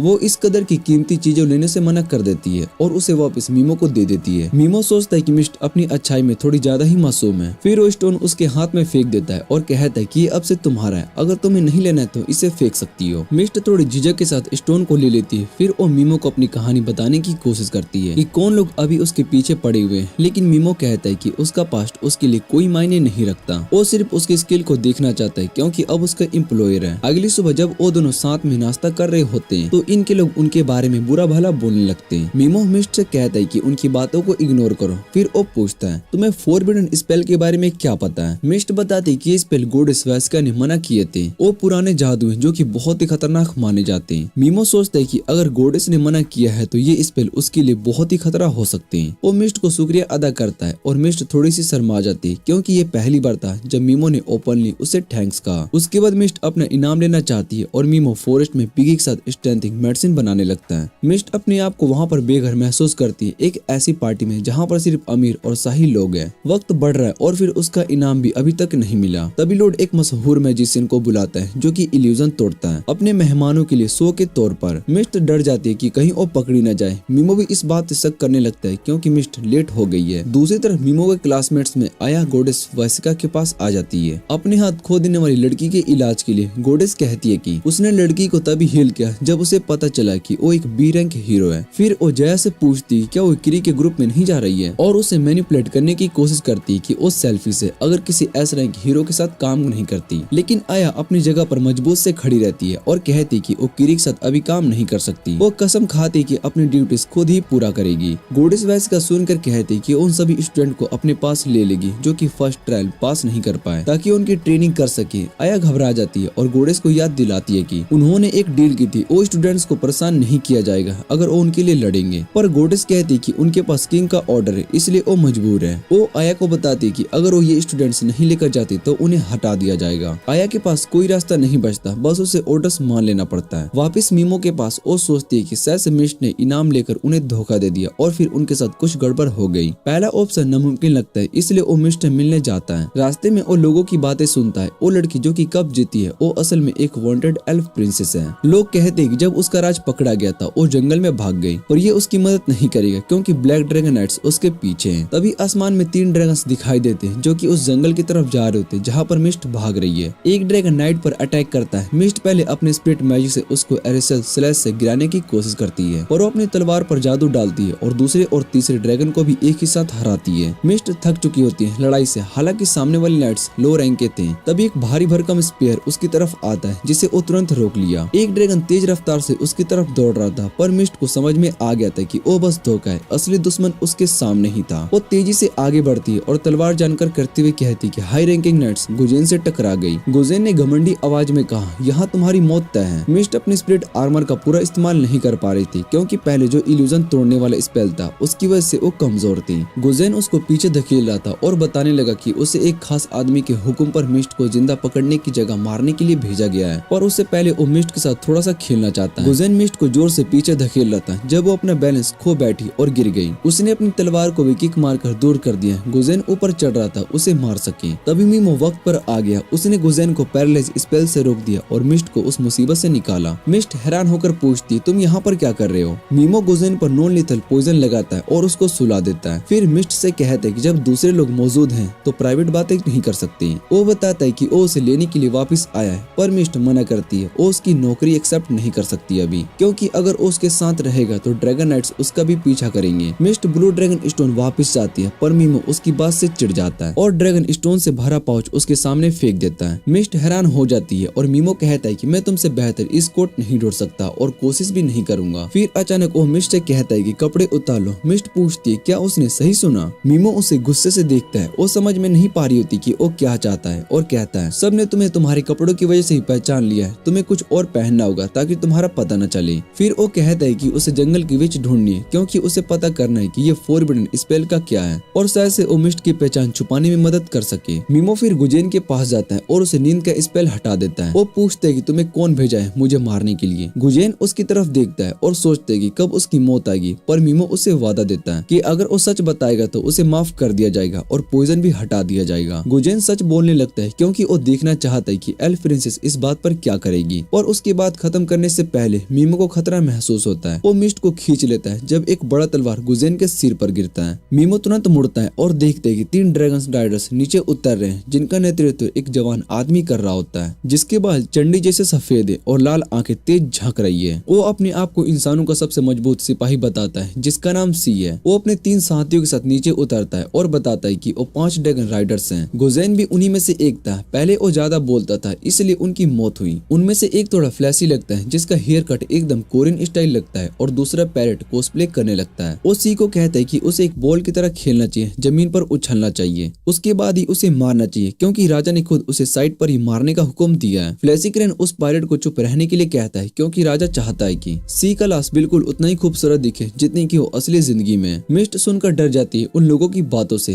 वो अपनी तलवार निकालती है और कहती है कि मैं इतनी आसानी से नहीं मरने वाली, लेकिन ये लोग उसकी बात को सीरियस नहीं लेते। तभी सी बोलता है कि वो उसके लिए एक ड्यूल के लिए तैयार है। अगर वो जीत गई तो वो उसे छोड़ देगा, पर उसकी नजर तुरंत मीमो पर चली जाती है क्योंकि अभी वो ज्यादा इंटरेस्टेड है इस अजीब फॉरेन आदमी में, एल्फ प्रिंसेस में नहीं। मीमो समझ जाता है कि उसकी जान अब रस्सी पर टिकी है क्योंकि वो महसूस कर सकता है कि सी की ताकत जो कि उस सोल ईटर से 100 गुना ज्यादा है, उसने उसे टक्कर दी है। फिर भी वो एक अजीब सी मुस्कान के साथ पूछता है सी से क्या वो थोड़ी सी बात कर सकते हैं? सी उससे उसका नाम पूछता है पर मीमो झूठ अपना नाम बता देता है जो सी तुरंत पहचान जाता है और ज्यादा इंटरेस्टिंग हो जाता है। वो पायलट इतना बेवकूफ लगता है और वो पूछता है कि इतना इंटरेस्ट इस लड़के में क्यों? पर सी कहता है ये लड़का ड्रैगन राइडर्स के सामने डरता नहीं और ह्यूमैनिटी के सबसे मजबूत आदमी से भी बात करना चाहता है। मीमो समझ जाता है कि उसे अपनी चाल अच्छी तरह चलनी होगी अगर वो इस मुश्किल से बचना चाहता है। वो सी से पूछते है क्या तुम बस दुनिया के सबसे ताकतवर दुश्मन से लड़ना चाहते हो अपनी लड़ाई की भूख मिटाने के लिए? सी मानते हुए कहता है सच है, पर ज्यादा दुश्मन मुझे अच्छा मुकाबला नहीं दे सकते। मीमो फिर पूछता है तो फिर तुम गोडेस वेस्का से क्यों नहीं लड़ते हो? सी कहता है कि गोडेस सच में बहुत ही मजबूत है, पर हमारे राज्यों के बीच में शांति की संधि है, पर अगर कभी जंग हुई तो मैं उन हीरो से लड़ना चाहता हूँ जो उसने दूसरी दुनिया से बुलाए क्योंकि वो बहुत ही ताकतवर है। मीमो मुस्कुराता है। सी मिस्ट से बोर हो जाता है और कहता है मैं तुम जैसे कमजोर से नहीं लड़ना चाहता हूँ, तलवार छोड़ दो और अपनी मौत को कबूल कर लो। मिस्ट बिल्कुल भी मना करती है जो किसी को और गुस्सा दिलाता है, लेकिन मीमो फैसला करता है कि डील को और मीठा बनाने का और कहता है अगर तुम एक ताकतवर दुश्मन से लड़ना चाहते हो जो कि सच में तुम्हारी बराबरी कर सके तो मुझे अपना ओपोनेंट चुनो, मैं एक हीरो हूँ दूसरी दुनिया से। सब बहुत ही हैरान हो जाते हैं ये सुनकर, मिस्ट भी, जिसे कोई अंदाजा नहीं था। पर सी हंसते हुए कहता है मुझे शुरू से पता था इसमें कुछ अलग बात है। वो पूछता है इतना दूर अपने किंगडम से इतना दूर जंगल में हीरो क्यों घूम रहा है? मीमो सोचता है कि सच बताना ही बेहतर होगा क्योंकि अगर झूठ बोला तो सी को पता चल जाएगा। वो सी को बताता है कि गोडेस ने उसकी बाकी हीरो से अलग माना है, इसलिए उसे अलग करके भेज दिया गया, उस बात में कोई झूठ नहीं था। लेकिन जैसा सोचा था, सी को लगा था कि मीमो बहुत ही पावरफुल हीरो होगा, इसलिए उसे अकेला जाने की छूट मिली। सी पूछता है तुम क्या चाहते हो? मीमो कहता है कि अभी हमारा मैच डिले हो जाए थोड़ा। सी हंसकर कहता है और बदले में मुझे क्या मिलेगा? मीमो कहता है मैं इतना ताकतवर बनूंगा कि गोडेस भी मेरी ताकत के सामने कुछ भी नहीं कर पाएगी। तब मैं वापस आऊंगा तुमसे एक आखिरी मार कता लड़ाई करने के लिए। सी पागल की तरह हंस पड़ता है और कहता है कभी देखना चाहूंगा वो दिन। फिर वो मीमो को आजाद कर देता है और वो कहता है कि जब तक वो एल्फ प्रिंसेस को नहीं मिटा देते तब तक ड्रैगन राइड्स नहीं जाएंगे। मीमो का चेहरा बदल जाता है और वो कहता है कि मैं उन्हें मिस को कुछ नहीं करने दूंगा, मुझे उसकी मदद चाहिए ताकत पाने के लिए। सी फिर से हंसकर कहता है अच्छा मैं तुम्हें वो भी करने दूंगा क्योंकि मुझे तुमसे जल्दी लड़ाई करनी है। करेन कुछ कहना चाहता है लेकिन सी उसे चुप रहने के लिए कहता है वरना जिंदा नहीं छोड़ेगा। फिर सब लोग अपने ड्रैगन पर चढ़ जाते हैं। सी मीमो से कहता है मेरी सब्र की हद तक मजबूरी कर लो वरना मैं तुमसे लड़ूंगा। मीमो मुस्कुराता है, उन्हें अलविदा कहता है और उनका इंतजार करता है कि वो उस रेंज में आ जाए जहाँ वो चाहता था। जब वो उस रेंज में आते हैं मीमो अपना पैरालाइज स्पेल चला देता है। सी समझ जाता है कि कुछ तो गलत है लेकिन बहुत ही देर हो चुकी होती है। जल्दी सारे ड्रैगन्स और उसके राइडर्स एक एक करके जमीन पर गिरने लगते हैं। मीमो उन्हें देखकर हंस रहा होता है और वो कहता है कि ये कोई हीरो वाली कहानी नहीं है जहाँ लोग अपनी बात निभाते हैं, ये मेरे बदला लेने की कथा है दुनिया से, मुझे फर्क नहीं पड़ता कैसे। सी गुस्से से जमीन पर लड़ता है और वो पूछता है तुमने क्या किया? मीमो जवाब भी नहीं देता और सबको जहर देकर मार देता है। लेकिन सी जहर के बावजूद जिंदा रहता है जैसे सोल ईतर जो कि पॉइजन होने के बावजूद भी हिल सकता था। सी ताकतवर होता है, अपनी लेंस उठाता है और मीमो पर फेंकने की कोशिश करता है पर थकान से गिर जाता है। तब एक अलार्म बजता है, बैकअप आता है और बहुत सारे ड्रैगन्स राइडर्स आते हैं। सी उन्हें ऑर्डर्स देता है दूर रहो और दोनों मीमो और मिस को मार दो।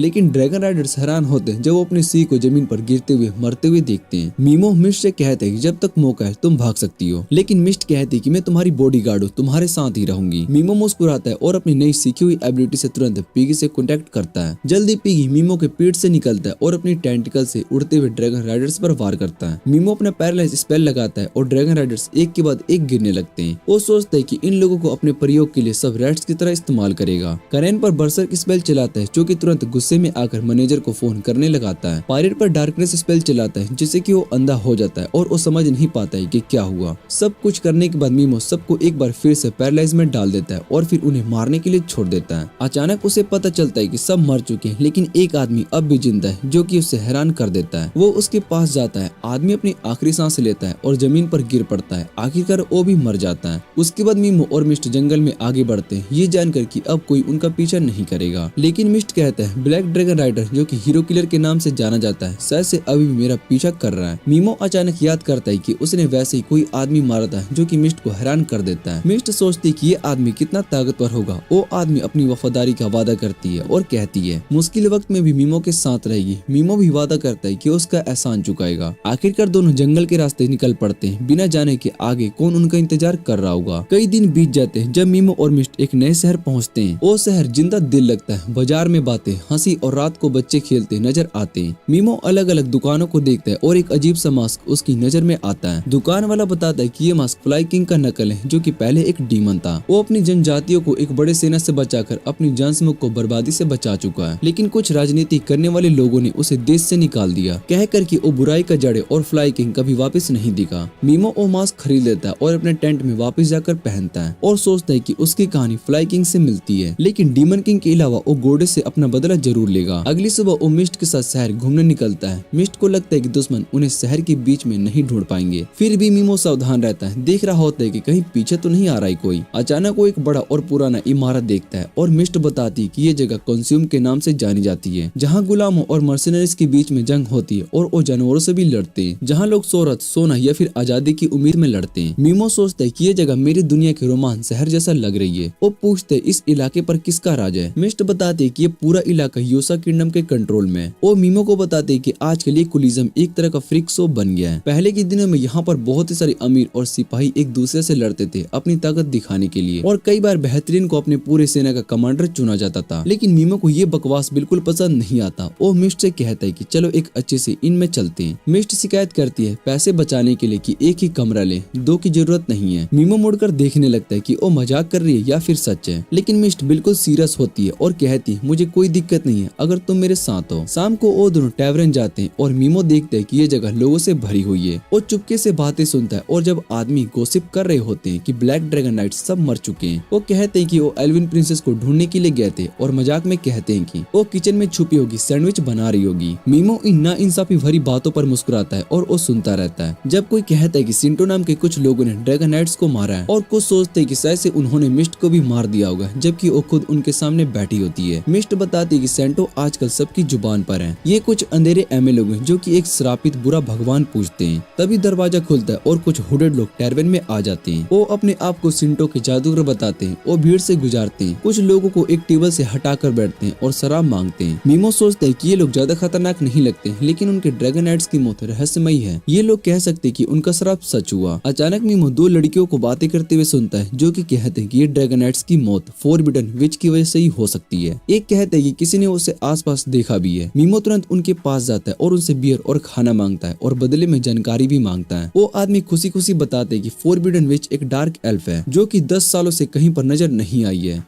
अभी हाल ही में किसी ने कहा है कि उसने उसको कोलोसियम के टिप्स में लड़ते हुए देखा है, एक खूनी फाइटर के रूप में। वो सोचता है कि इस बीस्ट वुमेन को कहाँ मिलेगा, तो वो लोग उससे कहते हैं कि पहले तुम्हें कोलोसियम के अंदर जाना पड़ेगा, इसके लिए तुम्हें ड्यूक की परमिशन लेनी पड़ेगी। तभी अचानक दरवाजा खुलता है और एक चीता वाली लड़की टैरवन में आती है। लोग तुरंत मुस्कुराने लगते हैं और कहते हैं कि मीमो बहुत ही लकी है, क्योंकि यही वो बीस्ट वुमेन है जिसके बारे में बात हो रही थी। मीमो तुरंत उसके पास जाता है और उससे पीने के लिए कुछ और खाने के लिए भी ऑफर करता है। चीता लड़की अपना नाम एवी बताती है और सीधा पूछती है कि तुम्हें क्या चाहिए। मीमो बिना टाइम वेस्ट किए पूछते क्या उसने फोरबिडन विच को देखा है। एवी थोड़ी सी नाराज हो जाती है और वो कहती है कि वो सिर्फ अफवाह है, किसी ने शुरू की है। वो सच है कि वो गोल्डन फॉरेस्ट में गई थी जहाँ पर विच रहती है, लेकिन उससे कभी भी नहीं मिली। वो उससे पूछती है तुम्हें आखिर विच के बारे में क्यों पता करना है। मीमो झूठ बोलता है कि वो एक स्कॉलर है जो कि विच पर एक बायोपिक बनाना चाहता है, लेकिन एवी उसे वॉर्न करती है कि उस फॉरेस्ट के पास भी मत जाना, वहाँ तुम एक दिन भी नहीं टिक पाओगे। ये कहकर और टैरवेन से निकल जाती है। थोड़ी देर के बाद मीमो और मिस्ट भी वहाँ से निकल जाते हैं और एवी कॉन्फिडेंट होकर बोलते हैं कि वो बिस्ट विच झूठ बोल रही थी। मीमो भी यही सोचता है और डिसाइड करता है कि कल इस मामले की अच्छी तरह से जांच करेंगे। वो दोनों अपने इन में वापस जाते हैं जहाँ पर मीमो को याद आता है कि उसने अपने स्लाइम को खाना खिलाना भूल गया और वो सोचता है कि पीटा उससे लास्ट स्वीट ना हो जाए। फिर वो दोनों अपने बैग से पुराने चीज सैंडविच निकाल कर खाने लगते हैं, जिसे मिस्ट बहुत ही पसंद करती है। मीमो सोचता है कि वैसे वो एवी से और ज्यादा इन्फॉर्मेशन निकाल सकता है। मिस्ट कहती है कि खूनी फाइटर्स को सिर्फ पैसा ही नहीं चाहिए होता है, क्योंकि पैसा उन्हें अपने मालिक से आजादी दिलाता है, लेकिन इसके लिए उन्हें बहुत ही बड़ा पैसा चाहिए होता है। मीमो डिसाइड करता है कि सुबह एवी के बारे में और जानेगा, जबकि मिस्ट अपनी होरग्लास फिगर मेंटेन करने के लिए कैलोरीज बर्न करने की सोचती है और अपने आर्मर को पहनती है जो कि उसके विटल पार्ट्स खुले छोड़ती है। वो अपनी तलवार चलाने की प्रैक्टिस शुरू करती है और मीमो उसे देखकर इम्प्रेस होता है। वो सोचता है कि ये लड़की सैंडविच भी बनाकर उसी तलवार से काट सकती है, जो कि एक्स्ट्रा बोनस है।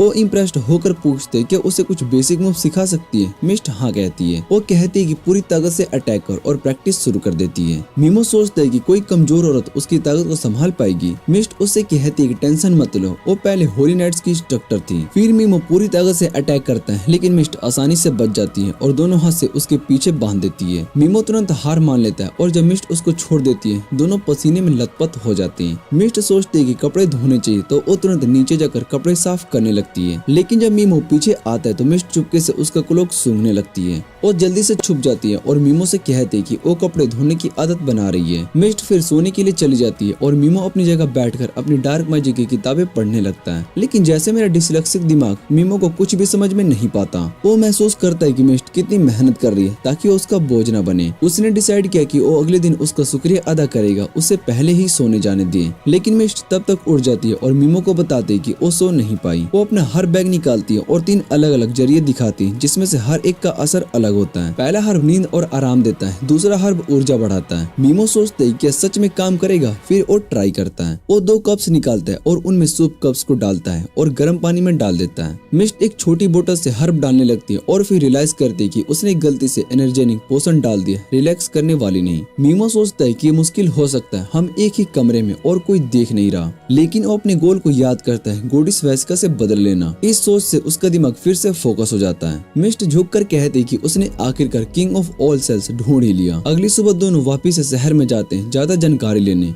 मिस्ट कुछ गर्मा गर्म गोसिप लेकर लौटती है। वो बताते कि ईवी को 3 साल पहले यहाँ गुलाम बनाकर रखा गया था। अपनी पहली लड़ाई में उसने अपनी ताकत दिखाई और तब से वो एरिना में कभी भी नहीं आ रही और कल उसकी आखिरी लड़ाई होगी क्योंकि वो अपने गुलामों के दिन खत्म करने वाली है। मीमो का चेहरा उदास हो जाता है क्योंकि इसका मतलब वो अपने लिए काफी पैसे जमा कर चुकी है और इसका मतलब है कि अब उसको रिश्वत देना बहुत ही नामुमकिन है। सरप्राइजिंगली मिस्ट बताते कि कहानी में कुछ और भी है। सच तो ये है कि ईवी 2 साल पहले ही अपनी आजादी खरीदने के लिए काफी पैसा जमा कर चुकी थी, लेकिन वो यहाँ रुकी क्योंकि एक छोटे से बच्चे की आजादी भी खरीदनी है जिसकी वो जिम्मेदार है। वो बताती है कि ज्यादातर सबसे मजबूत ब्लड फाइटर्स अपनी आखिरी लड़ाई में मर जाते हैं। मिस्ट को शक है कि वो पुराना ड्यूक अपने फाइटर्स को आजादी कमाने नहीं देगा। वो फाइटर्स को रिंग करके इन्हें ठंडा कर देगा। मीमो सोचता है कि क्या ईवी को पता चलेगा कि उसकी आखिरी लड़ाई उसकी जान भी ले सकती है उस सपने के साथ जो वो देखती थी। तभी एवी अपनी तलवार तेज कर रही होती है, लड़ाई के लिए तैयार। मिस्ट पूछती है कि एवी के बचे जाने की चांसेस हैं। मीमो कहता है नहीं, ड्यूक उसको जिंदा नहीं रहने देगा। वो एक तरफा फाइटर लेकर आएगा जो सबका फेवरेट बन जाएगा और एवी को मार देगा। मिस्ट हैरान होकर पूछती है तो कल क्या करेंगे। मीमो कहता है कि कल तक रुकने की जरूरत नहीं है, आज ही अपना प्लान चुनना होगा। शाम को मीमो एवी को एक अंधेरी गली में ट्रैक कर लेता है और उसका रास्ता रोक देता है। एवी हैरान होती है और पूछती तुम क्या चाहते हो, जबकि उसने पहले ही बता दिया था कि उसने कभी बीच को नहीं देखा। मीमो सीधा कहता है कि मुझे पता है कि तुम झूठ बोल रही हो। मिस्ट बीच में बोलती है कि हमें पता है कि तुम सच नहीं बोल रही हो। मीमो कहता है बकवास बंद करो और सच बताओ। ईवी अपनी तलवार उठाकर डिफेंस पोजीशन में ले लेती है, लेकिन मीमो कहता है कि शांत हो जाओ, हम तुम्हारी मदद करना चाहते हैं। ईवी तलवार अपने हाथ में पकड़े रखती है। तब मीमो बताता है कि ड्यूक कल की लड़ाई में उसको मारने का प्लान बना रहा है। ये उनके लिए बहुत ही बड़ी दिक्कत होगी क्योंकि वो विच का पता लगाना चाहते हैं। मीमो सीधा पूछते क्या हम उस लड़की को छुपाकर इस स्लेव सिटी से ले जाएं? एवी गुस्से में कहती है कि अगर तुम उस लड़की को छूने की कोशिश करोगे तो मैं तुम्हारी हाथ काट दूंगी, लेकिन मीमो उसे रिलैक्स करता है, हम कोई नुकसान नहीं पहुंचाएंगे। मिस्ट बीच में बोल पड़ती है हमें पता है कि तुम पिछले 2 सालों से सिर्फ उस छोटी लड़की के लिए ही लड़ रही हो। एवी समझ जाती है कि ये लोग उसके बारे में सब कुछ जानते तो थोड़ी सी शांत होती है। वो कहती है कि मैं कल की लड़ाई से नहीं भाग सकती, मुझे उसका हिस्सा बनना पड़ेगा। मीमो पूछते क्या हम उस लड़ाई को सुरक्षित जगह पर ले जाएं? ईवी जवाब देती है कि अगर हम इस शहर के नियम को तोड़कर भागने की कोशिश करेंगे तो हमारे सिर पर इनाम लगा दिया जाएगा। सिपाही और हथियारे जरूर हमारी जिंदगी के लिए ढूंढते रहेंगे हमें। वो कहती है अगर मैं अकेली होती तो शायद से भाग जाती, पुलिस मेरे साथ है इसलिए मैं कोई जोखिम नहीं ले सकती। मीमो फिर से कहता है कि उसको गोल्डन जोन लेकर जा सकता है जहाँ पर एक जादूगरनी रहती है। वहाँ कोई भी जाने की हिम्मत नहीं करता क्योंकि वहाँ जाना बहुत ही खतरनाक होता है, लेकिन एवी कहती है कि वो भी वहाँ पर नहीं जा सकता, वहाँ जाना बिल्कुल मुश्किल है। फिर भी मीमो वादा करता है कि चाहे कुछ भी हो जाए वो लिज को हर हाल में सुरक्षित रखेगा। एवी इस बात पर सोचने लगती है और तुरंत मिस्ट को देखती है, जिसे देखकर उसे पता चल जाता है कि मिस्ट को मार्शल आर्ट्स का तजुर्बा है। फिर एवी मोमो से पूछती है कि वो खुद कितना ताकतवर है। मीमो थोड़ा कम दिखाने की कोशिश करता है और कहता है कि वो स्केलेटन किंग को आराम से हरा सकता है। एवी मुस्कुराकर कहती है कि स्केलेटन किंग बड़ा ही मजबूत दुश्मन है, पर जो भी है गोल्डन जोन में उसके सामने कुछ भी नहीं है। मीमो जवाब देता है कि एक्चुअली उसने भी ब्लैक ड्रैगन नाइट को हराया था, लेकिन ईवी इसे सीरियस नहीं लेती है और हंस पड़ती है। कहती है कि इतना कमजोर आदमी एक भी ड्रैगन नाइट का सामना नहीं कर सकता। तभी मीमो अपना हाथ उठाता है और ईवी को हिलाने से पहले अपनी पोरोलाइजेबिलिटी का पावर यूज करते हैं, जिससे कि एवी की बॉडी बिल्कुल जम जाती है। जब एवी आजादी पाने की कोशिश करती है, मीमो कहता है कि शांत हो जाओ, जितना ज्यादा तुम कोशिश करोगे तुम उतना ही एचपी कम होगा। वो बताता है कि इसी अजीब पावर की वजह से वो अकेला ही इंसानी हीरो को हरा चुका है। तब मिस्ट आगे बढ़ती है, अपनी चादर हटाकर अपना असली रूप दिखाती है। वो एल्फ प्रिंसेस है जिसे ड्रैगनाइट्स ढूंढ रहे थे और वो कहती कि उसने अपनी आंखों से उस लड़ाई को देखा है। ये सब सुनकर मीमो एवी को पैरालाइज स्पेल से आजाद करता है और एवी उसकी ताकत पर यकीन कर लेती है, लेकिन फिर भी कहती कि वो उनकी मदद नहीं लगी, बल्कि कल अपने फाइनल लड़ाई को कानूनी तरीके से जीतकर लिज को गुलामी से आजाद करेगी। वो अपनी ताकत पर भरोसा करती है, उन लोगों पर नहीं जो कि अभी अभी मिले हैं। मीमो उसे देखता है और पूछता है कि उसे क्या लगता है कि ड्यूक इतना आसानी से उसे छोड़ देगा। उसने सुना है कि ड्यूक एक बहुत ही बड़ा कठिन आदमी है जो कि बहुत ही कठोर है, लेकिन एवी कहती है कि चाहे ड्यूक कोई भी हो वो इंसान है और अपने शब्दों के खिलाफ नहीं जाएगा, इसलिए वो अपनी स्किल पर भरोसा करती है। कल अपने दुश्मन को हराकर नई जिंदगी शुरू करेगी। मीमो चला जाता है और कहता है कि अगर उसका मन बदला तो वो लोग सुबह तक शहर के गेट पर इंतजार करेंगे। फिर वो दोनों शहर के अंदर वापस चलते हैं। तभी उन्होंने देखा कि एक बड़ा झुंड इकट्ठा हो गया है। वो सब डार्क मैसेज के आसपास खड़े होते हैं, जिन्होंने कहा कि इस घर का आदमी उनके भगवान की बुराई कर रहा है। तो उन्होंने फैसला सुनाया और उस आदमी के गले को काट दिया। वो लोग उनको नजरअंदाज करते हुए अपने रास्ते पर बढ़ गए। जब रात होने लगी तब उन्होंने कुछ डार्क मैसेज की आवाजें सुनी जो कि एक मासूम मासूम लड़की को बिना किसी वजह के परेशान कर रहे थे। वो उस लड़की को अपने कल्ट में शामिल करना चाहते थे, लेकिन लड़की ने मना कर दिया। इस बात पर उस लड़की को एक और जोर का थप्पड़ पड़ा। मिस्ट गुस्से में आ गई और लड़की की मदद करना चाहती थी, लेकिन मीमो ने उसे रोका। वो अपनी बरसक स्पेल का इस्तेमाल करके आदमी पर करता है, जो कि दीवाना हो जाता है। आसपास वालों को मारने और काटने लग जाता है। इससे लड़की को भागने का मौका मिल जाता है। फिर मीमो बाकी लोगों पर भी बरसक स्पेल चलाता है और वो सब एक दूसरे से लड़ने लगते हैं। मीमो और मिस्ट वहाँ से चले जाते हैं। रात के आधे बजे के बाद मीमो और मिस्ट फिर से शहर की गेट की तरफ निकलते हैं। मिस्ट पूछती है कि क्या मीमो सच में मानता है कि ईवी उनकी मदद करेगी। मीमो कहता है कि उसे पूरा यकीन है कि ड्यूक एक बदतमीज और गंदा आदमी है और ईवी कानूनी रास्ते से लड़ना चाहती है तो उसका बुरा हाल होगा। ये बात ईवी को पूरी रात परेशान करती है और वो सोचती है कि ड्यूक अपने शब्दों पर खरा उतरेगा। आखिर वो ड्यूक से सीधा पूछने का फैसला करती है। जब वो कमरे में जाने वाली होती है तभी एक सैनिक को ड्यूक से बात करते हुए सुन लेती है, जो कल की लड़ाई की बात कर रहा था। वो पूछते है क्या प्लान में कोई बदलाव हुआ है, लेकिन ड्यूक कहता है कि कोई बदलाव नहीं है और एवी कल मरेगी। ये बात सुनकर एवी का दिल बहुत ही दुख हो जाता है। ड्यूक बताता है कि वो उसको जहर देगा जो उसकी इंद्रियों को बेहाल कर देगा। सैनिक हंस पड़ता है और ड्यूक कहता है कि उसने बहुत ही सारा पैसा उस मंदिर में खर्च किया है जो ईवी के लिए बन रहा है, क्योंकि लोग उसे बहुत ही पसंद करते थे। लेकिन ड्यूक की नजर में वो एक घटिया इंसान है जिसे जिंदा रहने का कोई हक नहीं है। ईवी अपनी आंखों पर भरोसा नहीं कर पाती। सैनिक पूछते है कि छोटी लड़की का क्या होगा और ड्यूक बेवकूफ कहता है कि उस लड़की को अपनी एक परफेक्ट पत्नी बनाएगा, वरना उसको पैसे से बेच देगा। सब हंसने लगते हैं। ईवी अपने दांतों को घिस लेती है और वापस अपने सेल में चली जाती है। जब वो अपना फैसला कर लेती है तो एक क्लॉक लेकर गेट की तरफ दौड़ती है, जहाँ मीमो और मिस्ट दोनों उसका इंतजार कर रहे होते हैं। मीमो हैरान होता है कि वो इतनी जल्दी आ गई। ईवी कहती है कि ड्यूक सच में एक गंदगी का जानवर है जिसको भरोसा नहीं किया जा सकता, इसलिए वो मीमो को ऑफर मानकर भाग जाएगी। मीमो कहता है कि उसको भी कुछ चीजें चाहिए होगी। ईवी मान जाती है और वो कहती है कि वो जादूगरनी का पता दे देगी और गोल्डन डिमन जोन में भी उनके साथ जाएगी।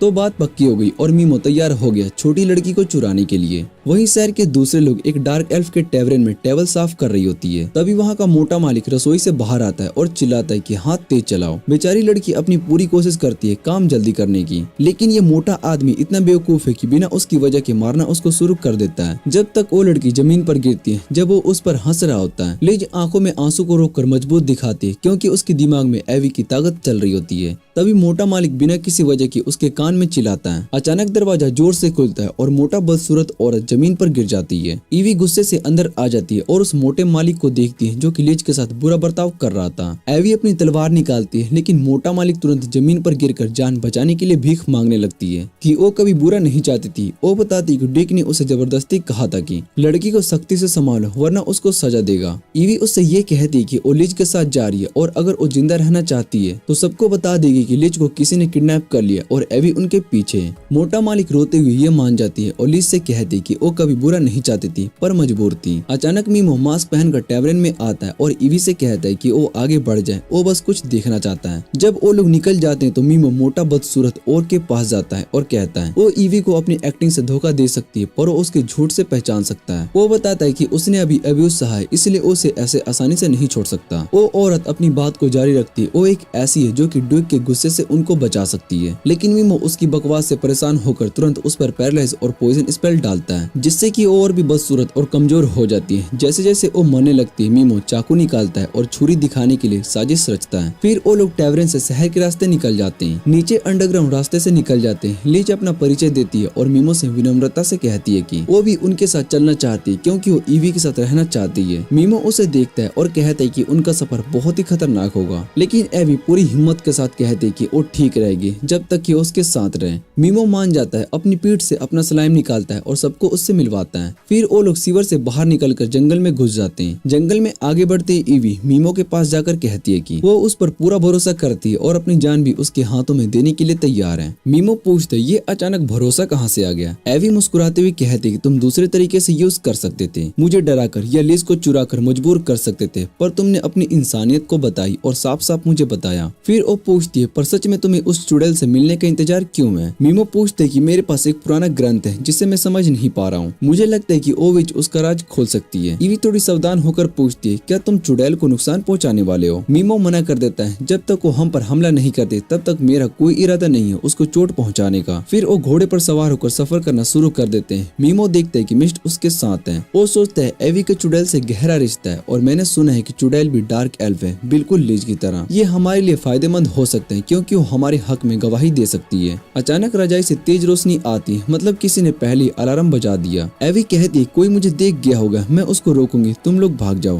पर मीमो मना कर देता है, नहीं, हम सब मिलकर लड़ेंगे। वो आधी सेना को घोड़ों के पीछे भगाना शुरू करता है ताकि उनका ध्यान हटा सके। बाकी लोग झाड़ियों के बीच में छुपे रहते हैं, एक अचानक हमले के लिए तैयार। वो ईवी को कहती है कि तुम लिज के साथ पीछे हट जाओ, इस प्लान में मिस्ट को आगे रखना होगा। सब तैयार हो जाते हैं। मीमो अपना मास्क पहनता है और अपने अंतिम जंग के लिए तैयार हो जाता है। सिंटो डार्क मक्स ग्रुप का नेता तुरंत समझ जाता है कि ये झांसा है। वो रोक देता है अपनी सेना को और कहता है दुश्मन जंगल के अंदर छुप गए। वो मिस्ट को पेड़ के पीछे छुपा देख लेता है और पुकारता है, तुम्हारी चाल मुझे पता है, अब बाहर आओ। मिस्ट अपना मास्क पहनकर सामने आती है। वो फ्लाई किंग का मास्क होता है। ये देखकर वो नेता हंस पड़ता है, अपने साथियों को तीर निशाना बनाने को कहता है। वो कहता है छुपाना छोड़ो, लियोपार्ड लड़की और डार्क एल्फ को हुक्म दो। वो कहता है छुपाना छोड़ो, लियोपार्ड लड़की और डार्क एल्फ को हमको दो। अगर तुम मेरे हुक्म को मानोगी तो तुम्हारी जान बच जाएगी। वो आगे बढ़कर कहता है कि मैं तुम्हें सिंटो ग्रुप में शामिल होने का मौका नहीं दूंगा, तुम एक महाग्रंथी लगती हो। मिस्ट पूछती है कि अगर मैं मना कर दूं तो? नेता अपनी कहानी सुनाना शुरू करता है कि कैसे उनके डार्क मास ने ड्रैगन नाइट्स को हराया, जो कि इंसानियत का सबसे बड़ा सबूत सेनाई थे। वो कहता है कि एक श्राप ने उन्हें जमीन पर गिरा दिया और फिर मैंने उन्हें चिड़चिड़े की तरह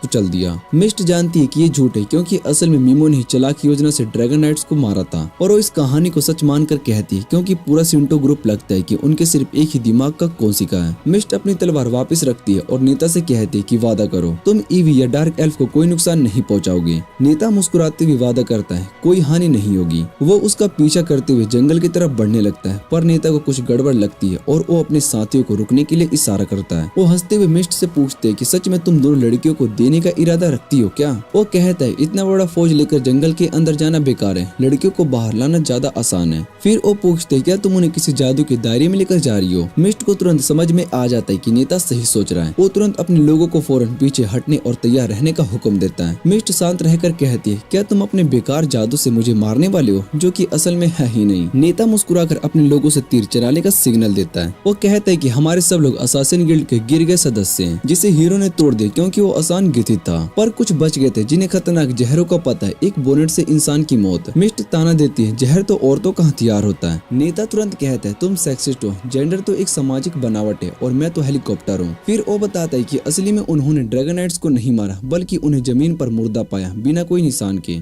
बिल्कुल ओसामा की तरह उन्होंने क्रेडिट लिया, जो कि झूठ पकड़ने की कोशिश करता। उसे तीखे जहर से मारा जाता बिना सबूत के। लोगों ने सोचना शुरू कर दिया कि शायद से सच में कोई श्राप है। मिस्ट पूछती कि ये सब क्यों कर रहे हो तुम? नेता हंसकर कहता है कि 9 से 5 की नौकरी से बोर हो गए थे, थोड़ा मजा लेना था, तो हमने सोचा कि देश को अपना बना लेते हैं। हमारे पास हत्या के राज है, हम किसी को भी मार सकते हैं और फिर श्राप का इल्जाम लगा देते हैं। तब लोग सोचते हैं कि भगवान हमारे साथ है। फिर वो पूछते हैं तुम्हारी टीम का बाकी लोग कहाँ पर हैं? एक कमजोर औरत जो कि रसोई में होनी चाहिए कैसे हमारा सामना करेगी? मिस्ट जवाब देती है मैं काफी मजबूत हूँ, मैं वो खोई हुई एल्विन राजकुमारी हूँ जिसे ड्रैगन नाइट्स ढूंढ रहे थे। ये सुनकर वो नेता बहुत ही हैरान हो जाता है। वो पूछते क्या तुम ही हो जिन्होंने ड्रैगन नाइट्स को मारा? ये एक परफेक्ट मौका था मिस्ट के लिए ड्रैगन नाइट्स को मारने का क्रेडिट लेकर डार्क एमएस को डराने का, लेकिन उसका दिमाग तो ब्लोइंग बॉल के बराबर भी नहीं था, इसलिए जवाब देते वक्त सब कुछ गड़बड़ कर दिया। लीडर तुरंत बोल पड़ता है एक ऐसी औरत जिसका दिमाग रूम टेम्परेचर जितना हो और ड्रैगन नाइट्स को नहीं हरा सकती, उसे तो यकीन भी नहीं होता है कि मिस्ट ड्रैगन नाइट से ज्यादा पावरफुल हो सकती है। फिर वो सामने बुलाता है एक गंजे आदमी को, जो कि ईवी का असली ओपोनेंट था कल के बैटल में, और कहता है कि उस गंजे का भाई भी उस ग्रुप में है जिसका क्रॉसबो भी मिस्ट की तरफ एम किया गया। मिस्ट को हैरानी होती है जब लीडर बताता है कि इनका तीसरा भाई फैंग जंगल में उनका पीछा कर रहा था, पर किसी वजह से वहाँ से मर गया। अब उसकी मौत का बदला लेने के लिए गंजा भाई उसके सामने खड़ा है। मिस्ट को समझ नहीं पाती, गिराव हो चुका होता है। डार्क एमएस उसे चारों तरफ से घेर लेते हैं। लीडर चीख कर कहता है कि जिंदा रहना है तो सरेंडर कर दो। मिस्ट घुटनों के बल गिर जाती है और बस एक उम्मीद के साथ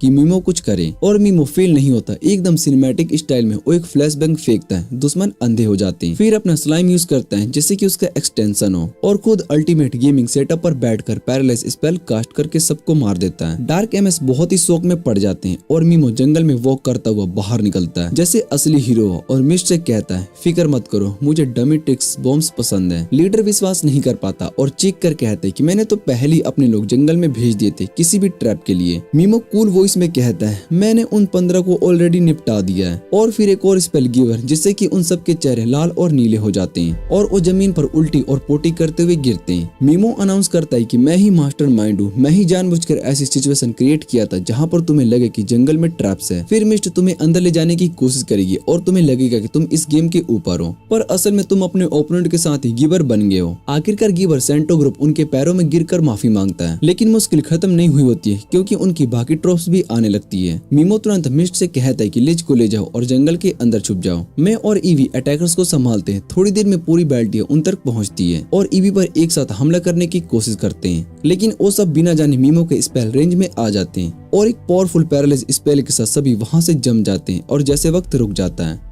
एक तरफ से मीमो उन सब पर पॉइजन स्पेल डाल देता है और दूसरी तरफ से खुद ड्विक आता है, गुस्से से चिल्लाता हुआ कि एवी के फर को वॉल पर लगाएगा और उसके सिर को काटकर स्पाइक पर सजाएगा। मीमो तुरंत अपना पैरालाइज स्पेल यूज करना चाहता है, लेकिन वो ऑलरेडी अपना लिमिट क्रॉस कर चुका होता है। अब अगर उसने और मैजिक चाहिए तो उसे प्रीमियम प्लान बनाना पड़ेगा। ड्यूक का एक आदमी मीमो पर अटैक करने वाला होता है, तभी मीमो उस पर डार्कनेस स्पेल डाल देता है जिससे कि वो आदमी अंधा हो जाता है। इसका फायदा उठाते हुए ईवी एक स्लैश में उसका सिर काट देती है। मीमो के हर तरफ अंधेरा फैल जाता है और ईवी उन सबको एक एक करके तलवार से मारना शुरू कर देती है।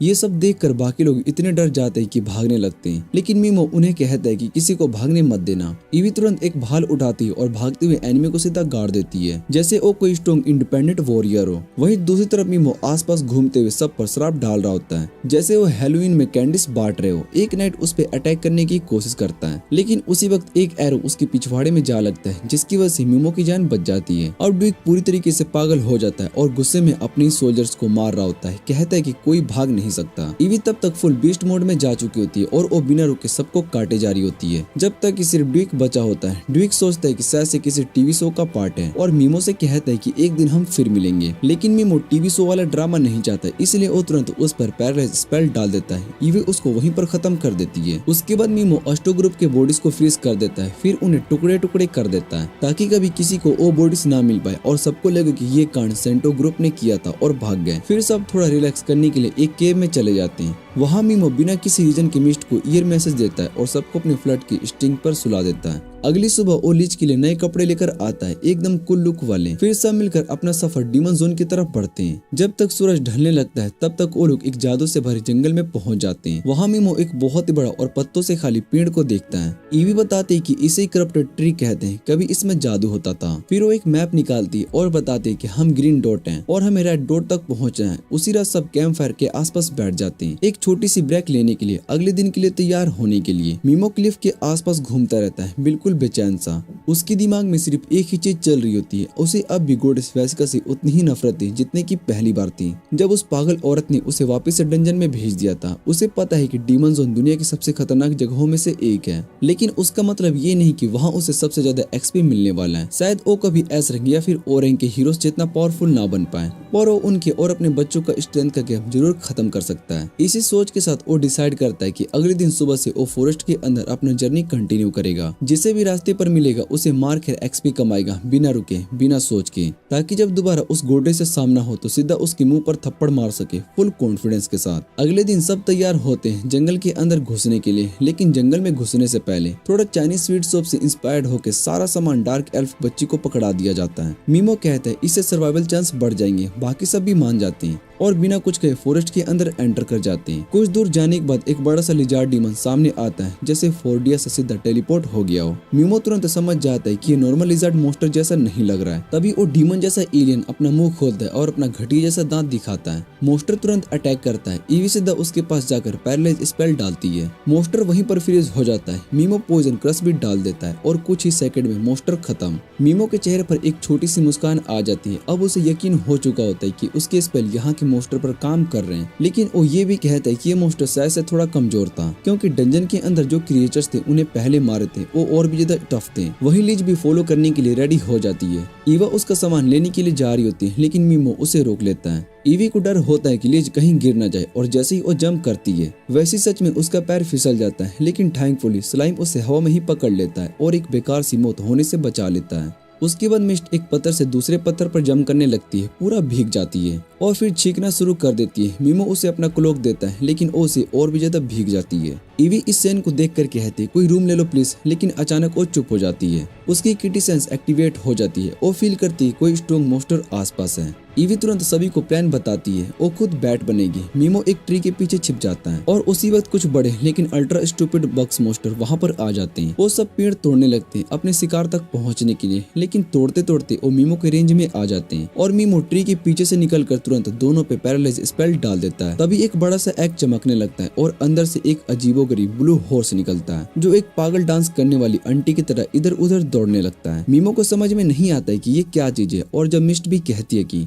उसने कभी ऐसे किसी हॉर्स को डीमन के बारे में नहीं सुना, तो मीमो डिसाइड करता है कि जब तक कोई खतरा फील नहीं होगा तब तक इस पोनी को शांत में ही रखेंगे, देखते हैं क्या होता है। तभी मिस्ट हॉर्स के बैक पर एक अजीब सा टुमोर जैसा कुछ नोटिस करती है। दोनों सोचने लगते हैं कि ये क्या काम करता होगा। तभी हॉर्स कुछ अजीब सा साउंड करता है। मीमो इस आवाज से बहुत ही इम्प्रेस होता है और सोचते है क्या इससे अपना सामान भी दिलवा ले, लेकिन हॉर्स की नजर में तो कुछ और ही चल रहा होता है। वो दोबारा राउंड 2 के मोड में होता है। तभी मीमो उसमें और ज्यादा माना ट्रांसफर करता है जिससे कि वो लाल चमकने लगता है और ट्रांसफॉर्म होकर बन जाता है एक अगली ब्लैक हॉर्स विद 8 लॉग्स। हाँ, दिखने में घटिया लेकिन उसका स्टाइल ओपी लग रहा होता है। मीमो कहता है स्टाइल के लिए रख लेते हैं। हॉर्स अपनी जीभ मिस्ट के ऊपर चाटता रहता है और रात होने तक सब रेडी हो जाते हैं। मिस्ट भी मीमो के पास आ जाती है और कहती है हमने काफी फास्ट ट्रेवल किया इस हॉर्स की वजह से। मीमो एग्री करता है। तभी उसकी नजर जंगल के दूसरे एंड तक जा रही एक अजीब सी रोशनी पर पड़ती है। वहाँ एक बड़ी डीमन की लाश होती है जिसे मीमो लेफ्ट हैंड से झटका रहा होता है और ईवी उसे देखकर बहुत ही शॉक हो जाती है। उसे यकीन नहीं होता है कि मीमो ने इतना पावरफुल मॉन्स्टर अकेले मार दिया।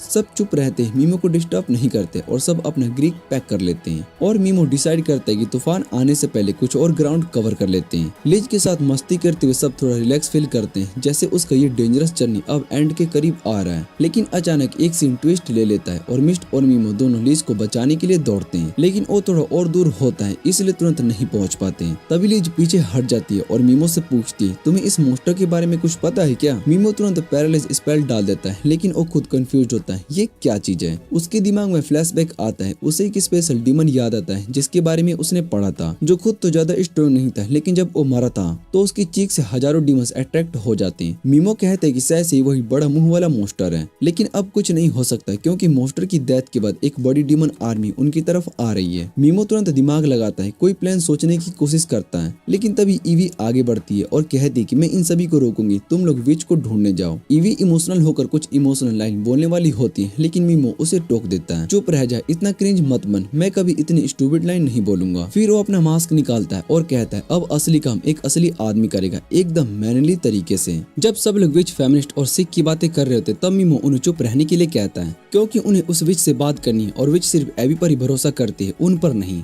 इसलिए मोमो तैयार हो जाता है और सबको कहता है कि वो केव के रास्ते से निकल जाओ। वो खुद यहाँ रुकेगा अपने हॉर्सी और स्लाइम के साथ, क्योंकि इनमें बचने के चांस सबसे ज्यादा है। वो लीडर है और ऑर्डर देना उसका काम है। ईवी मन ही मन में सोचती है और फाइनली मान जाती है। उसका दिल कहता है कि कुछ तो गड़बड़ है और वो इस कहानी का मेन हीरो है, पर ये मॉन्स्टर्स उसे इग्नोर कर रहे होते हैं, जैसे कि तुम्हारा क्रश तुम्हें इग्नोर करता है। तभी एक लड़की को एक मॉन्स्टर जोर से थप्पड़ मारता है। वो गिर जाती है और सोचती है कि शायद से अब वो मीमो से मिलेगी जब वो मर जाएगी। लेकिन मजाक ये है कि मीमो तैयार हो रहा होता है सब कुछ तबाह करने के लिए। मीमो अपनी सारी एनर्जी हॉर्सी में डाल देता है और उसे बड़ा और मजबूत बना देता है। फिर वो बड़े बड़े मॉन्स्टर से भागता हुआ सोचता है क्या वो इस अटैक से बच पाएगा, लेकिन उसे याद आता है कि उसके पास टॉक्सिक मैक्सिनोलिटी का पावर है जो कि बहुत ही जोरदार है। वहीं जंगल में आया सब स्टूडेंट्स को बचाकर निकलने की कोशिश करती है। तभी कीरी और उसका बेवकूफ दोस्त आते हैं और यासु से कहते हैं कि चुप हो जा, क्योंकि वो भी एक इनल है फूड चेन के सबसे नीचे, और वो अब सब कुछ देख लिया है कि उसके पास कितनी पावर है, वो कभी क्लास नहीं ले सकता। यासु गुस्सा हो जाता है और फिर बकवास करने लगता है अपनी इडियनियस दिखाते हुए।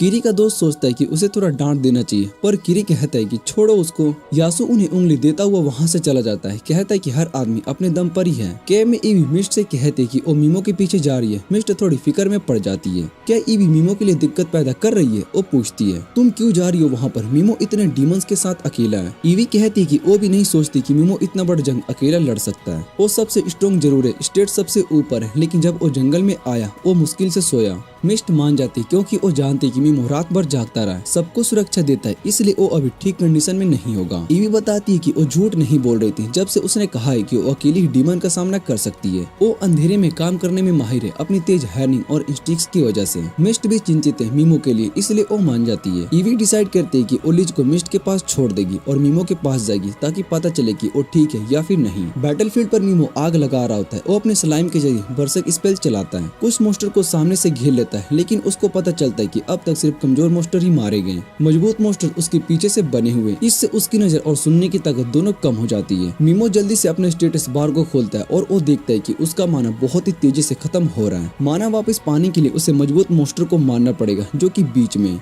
वो तुरंत मुड़ता है, उनकी तरफ भागना शुरू कर देता है। उसका हॉर्स जो कि वो तुरंत मुड़ता है, उनकी तरफ भागना शुरू कर देता है। उसका हॉर्स जो भी मोस्टर रास्ते में आता है उसे अपने पंजों के नीचे कुचल देता है और साथ ही वो ब्लाइंडनेस स्पेल भी चलाता है। इस बार वो पूरी तरीके से पागल हो जाता है। बरसे की स्पेल लगाता है, ब्लॉक करता है और रास्ते को साफ करता हुआ बीच के बड़े मोस्टर की तरफ दौड़ता है। माना जल्दी खत्म हो रहा होता है लेकिन वो भागता ही जाता है। फिर वो चतुराई से छोटे डीमंस पर स्पेल कास्ट कर देता है जिससे कि वो बड़े मोस्टर अकेले रह जाते हैं। उसी वक्त एवी डर के मारी जमीन पर बैठी होती है एक मरे हुए डीमन के सामने। उसे अचानक से हैरानी होती कि यहाँ एक इंसान क्या कर रहा है। तभी जंगल से एक और लड़की आती है जो कि लाइटनिंग स्ट्राइक मारने वाली होती है ईवी पर। ईवी अटैक को रोक लेते हैं लेकिन जोकी तुरंत दूसरा कॉम्बो चलाती है जो कि ईवी को सरप्राइज कर देता है। जो कि सोचती है कि ईवी भी एक डीमन है और रेडी हो जाती है उसके स्वॉर्ड के साथ मारने के लिए। ईवी सोचती है क्या उसके पास इतनी ताकत है कि वो इन असली हीरोज का सामना कर सके। वो ध्यान से जोकी के अटैक को डॉज करती है। उसे लगता है कि जोकी के स्ट्राइक्स और तेज हो रहे हैं, शायद से वो इम्प्रूव कर रही है। उनकी लड़ाई में सब कुछ लगभग हो रहा होता है तब उसकी जोड़ी बहन हैडली वहाँ पर आ जाती है और कहती है कि रुको। जोकी कहती है कि अगर वो थोड़ी देर लेट होती तो ईवी लियोपोल्ड पर भोजन बन जाएगी। वो अपनी बहन से पूछती क्यों उसने उसका मकसद पूरा होने से रोका। हैडली कहती है कि ईवी डीमन नहीं है। वहीं मीमो अपनी पैरालाइज्ड और बर्फ से कर्स लगाता जा रहा होता है। तभी एक मेमो जैसा बड़ा मॉन्स्टर उसके पीछे से आता है। मीमो पिगी की मदद लेना चाहता है ताकि वो जल्दी से मॉन्स्टर के पास पहुंच सके, लेकिन पिगी थक चुका होता है और पूरी तरीके से स्ट्रेच नहीं कर पाता। इसलिए मीमो को खुद मेहमत पर स्लीप पैरालाइज लगाना पड़ता है और फिर उसे पॉइजन कर से मार डालता है। उसके पास भी अभिमाना काफी बचा होता है लेकिन पिगी नेक्स्ट फाइट के लिए तैयार नहीं था।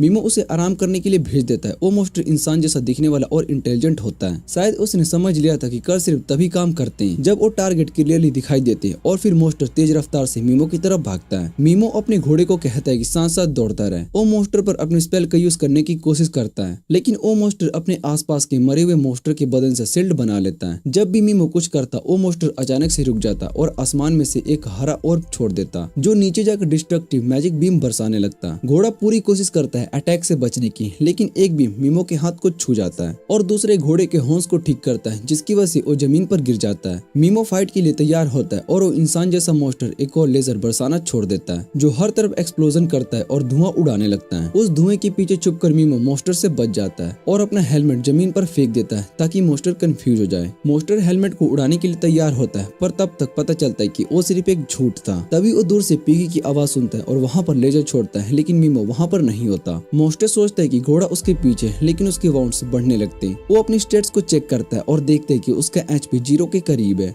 बस उसी वक्त आखिरी मॉन्स्टर मर जाता है और मीमो एक बार फिर से लेवल अप करता है। उसका पैरालाइज्ड स्किल अपग्रेड हो जाता है और एक नया स्किल अनलॉक होता है। वो सोचता है कि ग्रुप के पास पहुंचकर इसे जरूर चेक करेगा। तब ईवी सोचती है कि मीमो ने कितना कोशिश किया था नॉर्मल इंसान बनने की जब वो अपने अब्यूसिव पेरेंट्स से बच के आया था और अब उसे समझ में आता है कि अगर वो नॉर्मल होता तो शायद से इतने दुख भरे एक्सपीरियंस से टूट जाता। मिस्ट डिसाइड करती है उससे बात करने और पूछती है तुम्हारी उम्र क्या है। मीमो कहता है 17। मिस्ट हैरान हो जाती क्योंकि उससे बड़ी लगती थी। वो कहती है मैं भी बस 19 की हूँ। मिस्ट बताती कि वो हमेशा से सोचती थी कि मीमो अपनी मिड 20s में होगा क्योंकि वो इतना शांत और मिच्योर लगता है। मीमो पूछते तो तुम अब मुझे जूनियर समझोगी। मिस्ट मुस्कुराकर कहती है उम्र कुछ भी हो तुम हमेशा मेरे मास्टर रहोगे। तब मीमो सोचता है कि उसके हाथों पर एक अजीब सा हल्का सा एहसास था। वो देखता है कि मिस्ट घबरा रही होती तो उसे अपनी स्किल से सुला देता है। तब उसे समझ में आता है कि मिस्ट ने उसे किस कर दिया। सोचते भी वो सो रहा होता है लेकिन असली में वो शायद खुश थी। मीमो थोड़ा ऑकवर्ड फील करता है क्योंकि वो नहीं चाहता था कि उनका रोमांस आर्क उनकी बदला लेने की कहानी से पहले शुरू हो जाए। मीमो सोचता है कि वो टनल के नीचे जा रहे हैं और एक दरवाजा देखते हैं जो कि माना डालने को खुलता है। वो माना क्रिस्टल में डालना शुरू करता है लेकिन जल्दी समझ जाता है कि विच ने अपनी जगह पर बहुत ही आसान बना दी है ढूंढने के लिए। वो टनल से निकलकर एक बड़े से ग्रासलैंड में पहुंच जाता है जहाँ पर हर तरफ वाइल्ड फ्लावर्स खिले हैं। ऐसा लगता है कि उनके ऊपर स्काई है जबकि वो तो जमीन के नीचे हल्का सा हवा भी चल रहा है। दूर एक बड़ा मिशन दिखाई देता है जो कि खुद पत्थरों में क्रेव किया गया है। और इसी के साथ ये एनिमे का सीजन यहीं पर एंड हो जाता है। अगर वीडियो अच्छी लगे तो वीडियो को लाइक करके चैनल को सब्सक्राइब जरूर कर लेना। तो मिलते हैं अगली वीडियो में।